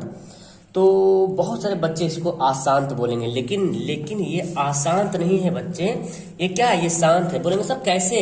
मैंने आपको बताया था, ऊपर से काट के देखेंगे। अगर देखो ये सब कटता है ना, काट लीजिएगा, तो देखो कटता है ना, 3 दूना 6 कट गया, तो क्या बचा? 2/5। तो नीचे आया ना 5, नीचे 2 या 5 के रूप में आना चाहिए था, या दोनों आ जाए, या तो दोनों आ जाए, या दोनों में से कोई एक ही आ जाए, शांत हो जाएगा। तो काटेंगे तो कटता है तो काट दीजिएगा, और नहीं कटेगा तो छोड़ दीजिएगा। ये सब कोई नहीं कट रहा था, देखिए ये सब नहीं कट रहा था। इसे कटेगा 13 से 3 से 7 17 से कटेगा, ये देखो 64 से कटेगा, नहीं कटेगा। 15 से काटिएगा तो कितना कटेगा? कटेगा भी नहीं। 29 से भी नहीं कटेगा, ये भी नहीं कटने वाला, ये भी नहीं कटने वाला। जो कटेगा उसको काटेंगे। ये सवाल पूछता है बहुत बार, याद रखिएगा। इसमें बंदा फंसता है, ये डायरेक्ट देखता है नीचे 15 है, 3 गुना 5 कर दो, अशांत हो गया, लेकिन है शांत। ओके, आप मत फंसिएगा। चलिए अब हम सवाल नंबर पढ़ते हैं 9 में।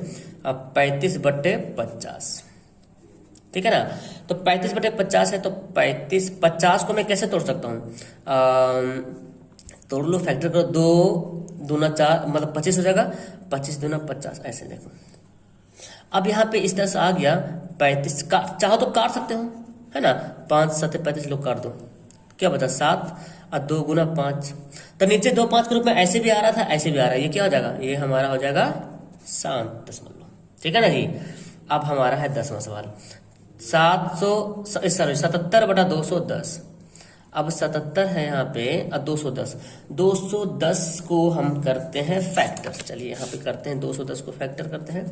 2 से काटते 2 एकम 2, 0 2 5 10, और ये कटेगा कितना, 3 से कटेगा, 3 3 9, 3 5 15, और कटेगा 5 से, 5 7 35, कितना है 2 3 5 7, देख रहे हैं ना, 2 3 5 7, तो 7 से तो कट जाएगा ना जी, 7 से तो कट जाएगा, 11 7 77, लेकिन 3 बेचारा हड्डी में, कबाब में हड्डी आ गया, 2 3 5, जो कि कभी शांत हो ही नहीं सकता है। क्या हो जाएगा, अशांत हो जाएगा। क्या हो जाएगा, अशांत। कैसे अशांत हो गया, क्योंकि 2 5 के अलावा 3 भी आ गया, अशांत आवर्ती है। क्या है, अशांत आवर्ती। हो गया, हमारा पहला सवाल बन गया। अब दूसरा सवाल इसी पे डिपेंड करता है, पहले सवाल पे दूसरा सवाल बोलता है, ठीक है ना। तो चलिए दूसरा सवाल देख लेते हैं। देखिए दूसरा सवाल ये बोलता है कि नीचे दिए गए उन परिमेय संख्याओं के शांत दशमलव प्रसार लिखिए जो शांत है। अब बताओ कौन कौन शांत था, जो शांत था उसको दशमलव प्रसार में लिखना है, यानी कि ये शांत था तो इसको लिखेंगे दशमलव प्रसार में, ये शांत था तो इसको लिखेंगे दशमलव प्रसार में, और देखो ये शांत था तो इसको लिखेंगे दशमलव प्रसार में, ये था तो इसको लिखेंगे, ये था तो इसको लिखेंगे, ये था तो इसको लिखेंगे, इसको दशमलव प्रसार में लिखना है, ठीक है ना। तो चलिए जी लिखते हैं हम यहाँ पे, सबसे पहले यहाँ पे सवाल नंबर 2 का पहला लिखते हैं। कौन कौन साथ था, 13/31 25। अब इसको कर दो डिवाइड, है ना, डिवाइड समझ रहे ना, ये वाला 13 है यहाँ पे, और यहाँ पे हो जाएगा 31 25। भाग करना आता है कि नहीं जी, आपको भाग करने ये वाला आना चाहिए। ओके, तो भाग करने तो आपको आता ही होगा, है ना। हम ज्यादा टाइम नहीं लेंगे, हम यूं ही मोबाइल में फिलहाल इस तरह से मैंने डिवाइड कर लिया। आप मोबाइल का यूज मत करो, पहले भाग कर लेना, तो आपका टाइम ज्यादा ना मरे, इसलिए मैंने यहाँ पे ऐसे भाग कर लिया, और हमारा ये आंसर हो गया। यही बोला, शांत वाला को लिखना है। चलिए, और कौन दूसरा शांत था, हमारा शांत है ये 17/8।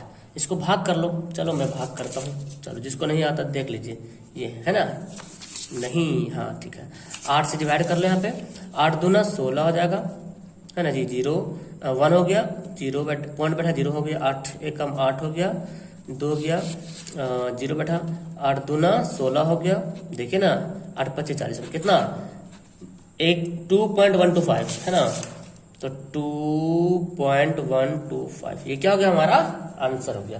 तो इस तरह से हमको लिखते जाना है, और क्या। फिर देखो यार, और शांत कौन कौन है, यहाँ देखिए शांत कौन कौन था, ये हो गया ना। अब हमारा है ये वाला शांत, ये वाला 4 नंबर।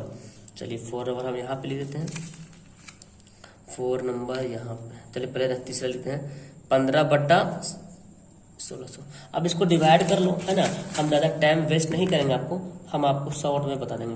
15 को 16 से डिवाइड कर दें, तो इसको जब डिवाइड करोगे तो आपके पास आंसर आ जाएगा 0.0099375। हो गया, हम इसको डिवाइड कर दें और हमारा आंसर आ गया। क्लियर है। चलिए अब हम पढ़ते हैं सवाल नंबर 4 में। अब शांत कौन है, देखिए हमारा ये वाला शांत है 23/2 गुना 5/2। तो इसको एक जगह जमा कर लेंगे, 23/2 मतलब कितना हुआ 8, 5/2 मतलब कितना हुआ 25, तो 23/25 200, और 25 200 हो गया ना, तो 23 को 200 से क्या करो, डिवाइड कर दो, है ना, क्या जाएगा 0.115 हो गई हमारा आंसर। ये हमारा आंसर हो रहा सब। क्लियर है। ये दशमलव प्रसार में है। किसका दशमलव प्रसार मैंने लिखा, जो शांत था, चूंकि सवाल बोला है उन परिमेय संख्या को लिखिए। यहाँ पे सवाल में ना ये जो देख रहे हैं ना, सब के सब परिमेय संख्या, पूरा क्या है, परिमेय संख्या। लेकिन कुछ परिमेय संख्या शांत भी है, कुछ परिमेय संख्या अशांत भी है, ठीक है। तो हमको शांत दशमलव किसका लिखना था, जो परिमेय संख्या था। चलिए, जो जिसका दशमलव प्रसार शांत था उसको हम दशमलव में लिखेंगे, जो शांत था। तो जो ये सब शांत में था, इसलिए दशमलव प्रसार में हम लोग इसको लिख दिए। अगला सवाल, और कौन कौन शांत है देख लेते हैं। यहाँ पे तो ये मैंने कर दिया, ये वाला 6/15 ना, तो 6/15 देख लेते हैं, 6/15। इसको भी डिवाइड कर लो, तो इसको डिवाइड करो 0.4 आ जाएगा, 15 चौक 60, है ना। और हमारा एक नंबर आ जाएगा 6 नंबर सवाल देख लेते हैं। और कौन शांत था, ये था देखो 35/50 है ना, ये शांत आ रहा था, तो इसको कर लेंगे हम 35/50, ये शांत था। अब इसको डिवाइड कर लो, 35 को डिवाइड करो तो आ जाएगा 0.7। ये हमारा आंसर हो गया। सब आंसर हो रहा, क्लियर है। कितना आसान सा सवाल, 1.4 बहुत ही आसान था जी। ओके, चलिए अब इसका 1.4 का सवाल नंबर 3 पढ़ते हैं। देखिए हम यहाँ पे लिख दिए हैं, आप देखिए कुछ वास्तविक संख्या के दशमलव प्रसार नीचे लिखे गए हैं। हम बताते हैं कौन कौन सी संख्या नीचे लिखा हुआ है, और बोलता है कि प्रत्येक स्थिति में निर्धारित कीजिए कि यह संख्या परिमेय संख्या है या नहीं है। पहले बताइए कि परिमेय संख्या है या नहीं है। अगर परिमेय है तो P बटा Q के रूप में तो की है, जब भी परिमेय रहेगा तो P बटा Q के रूप में तो रहेगा, है ना। और Q के अभाज्य गुणनखंड के बारे में आप क्या कहना चाहते हैं या क्या कहेंगे आप, ठीक है ना। तो पहला जो सवाल हमारे पास है वो है 43.123456789, ये हो गया। बस यहाँ तक जाके क्या हो गया, रुक गया। अब जब भी ऐसा रहे ना, जब आके दशमलव में बने और जाके रुक जाए, स्टेशन जाके रुक जाए, गाड़ी जाके रुक जाए, या चलते भी रहे तो अलग है, लेकिन यहाँ पे रुक रहा ना, क्या हो रहा, रुक जाए गाड़ी तो क्या हो जाएगा, ये गाड़ी हो जाएगी शांत, है ना। अगर ये रिपीट भी होता है तो क्या हो जाएगा, शांत। अगर ये पूरी बातें जो है रिपीट भी हो जाएगी तो भी शांत होगा, ठीक है ना। या तो परिमेय संख्या बोल सकते हैं। तो यहाँ पे बोला जाए परिमेय है क्या, परिमेय, तो ये क्या है बताओ, ये क्या है, परिमेय संख्या। यह परिमेय संख्या है, क्या है, परिमेय संख्या। क्यों, क्योंकि यहाँ पे जाकर रुक गया पॉइंट में। अगर ये फिर यहाँ से 9 से शुरू होगा, 1 2 3 4 5, फिर रेकरिंग बन जाएगा, बार हो जाएगा, तो भी परिमेय संख्या होगा। लेकिन परिमेय कब नहीं होगा, परिमेय कब नहीं होगा, अभी अगले सवाल पढ़ेंगे। अच्छा, परिमेय संख्या जब है तो बोला Q के अभाज्य गुणनखंड के बारे में क्या बोलेंगे। आपको पता है परिमेय संख्या कब होता है, परिमेय संख्या होता है तो Q का जो अभाज्य गुणनखंड होता है 2 या 5, है ना। तो यहाँ पे लिख सकते हैं, अतः हम यहाँ पे लिखेंगे Q के, बोला ना Q के अभाज्य गुणनखंड के बारे में आप क्या कहते हैं, तो Q के अभाज्य गुणनखंड। अब बोलो इसका जो Q के जो अभाज्य गुणनखंड हो क्या क्या हो सकता है, 2 या 5 या दोनों होंगे। जब भी है, चूंकि जाहिर सी बात ये परिमेय संख्या है। अब परिमेय संख्या का गुणनखंड जो Q होगा ना, परिमेय संख्या में Q का जो गुणनखंड होगा या तो 2 होगा या तो 5 होगा या दोनों होगा। तो हमको अब दिमाग लगाने की जरूरत नहीं, ये परिमेय संख्या है तो बस इसका जो Q जो बनेगा इसी रूप में आएगा तो आएगा, बस ये मेथड है, आएगा 100% आएगा, ठीक है ना, डोंट वरी। अब यहाँ पे सवाल नंबर देखो 2 नंबर बोलता है 0.120120120000120000 ऐसे दे दिया। अब बताओ ये शांत है क्या, शांत है, तो बोलेंगे सर ये क्या है, ये है अशांत, ठीक है ना जी, ये क्या है, अशांत है। मतलब इसको अशांत भी, लेकिन यहाँ पे हमको परिमेय अपरिमेय बोला था, तो ये क्या हो गया, अपरिमेय। क्या है ये, अपरिमेय संख्या, ठीक है। तो इसको कुछ लिखना नहीं है, जब परिमेय था तो लिखना होता, नहीं तो अपरिमेय तो कुछ नहीं लिखना है, ठीक है ना। तीसरा सवाल बोलता है 4, सेम है 1 2 3 4 5 6 7 8 9, और यहाँ पे दे दिया बार। तो बार मतलब अभी मैंने बताया रिपीट हो रहा, फिर यहाँ से 1 2 3 जाके रिपीट हो गया, क्या हो गया, यह परिमेय संख्या। कितना आसान से आप लोग का 1.4 खत्म हो गया, एक्सरसाइज पूरा खत्म हो गया, परिमेय संख्या है। तो अब Q के रूप में क्या लिख सकते हैं, तो वही लिख दीजिए यहाँ पे जो लिख रहे हैं, अतः Q के अभाज्य गुणनखंड 2 या 5 या दोनों होंगे, ठीक है ना। हो गया हमारा आंसर, बस। तो आपका 1.4 खत्म हो गया, यानी कि टोटल देखा जाए तो आपका एक्सरसाइज ही खत्म हो गया, मतलब ये लेसन ही खत्म हो गया, रियल नंबर लेसन खत्म हो गया। अगर आप इसका पीडीएफ लेना चाहते हैं, पूरा जो मैं बताया पूरा पीडीएफ लेना चाहते हैं, तो आप वेबसाइट ओपन कर लो, नीचे लिंक दिया हुआ, ऑनलाइन टेस्ट का लिंक लिखा हुआ है, वो हमारा वेबसाइट है, ठीक है, www.aaonlinesolutionofficial.com। वहां पे जाओगे, मैथ के सेक्शन में जाओगे, मैथ में जाओगे तो परिमेय संख्या में मिलेगा, वहां पे आपको पीडीएफ पेज में भी आप देख के भी बना सकते हैं, तो डाउनलोड भी कर सकते हैं पीडीएफ को, ठीक है ना, जैसे मर्जी उसे बना सकते हैं, ठीक है ना। चलो ठीक है, मिलते हैं फिर नेक्स्ट टाइम, हम आप लोग को बहुपद शुरू करेंगे, बहुपद में भी एक एक्सरसाइज एक वीडियो में हम बताएंगे, ठीक है ना। Okay, that's all, thank you everyone, bye.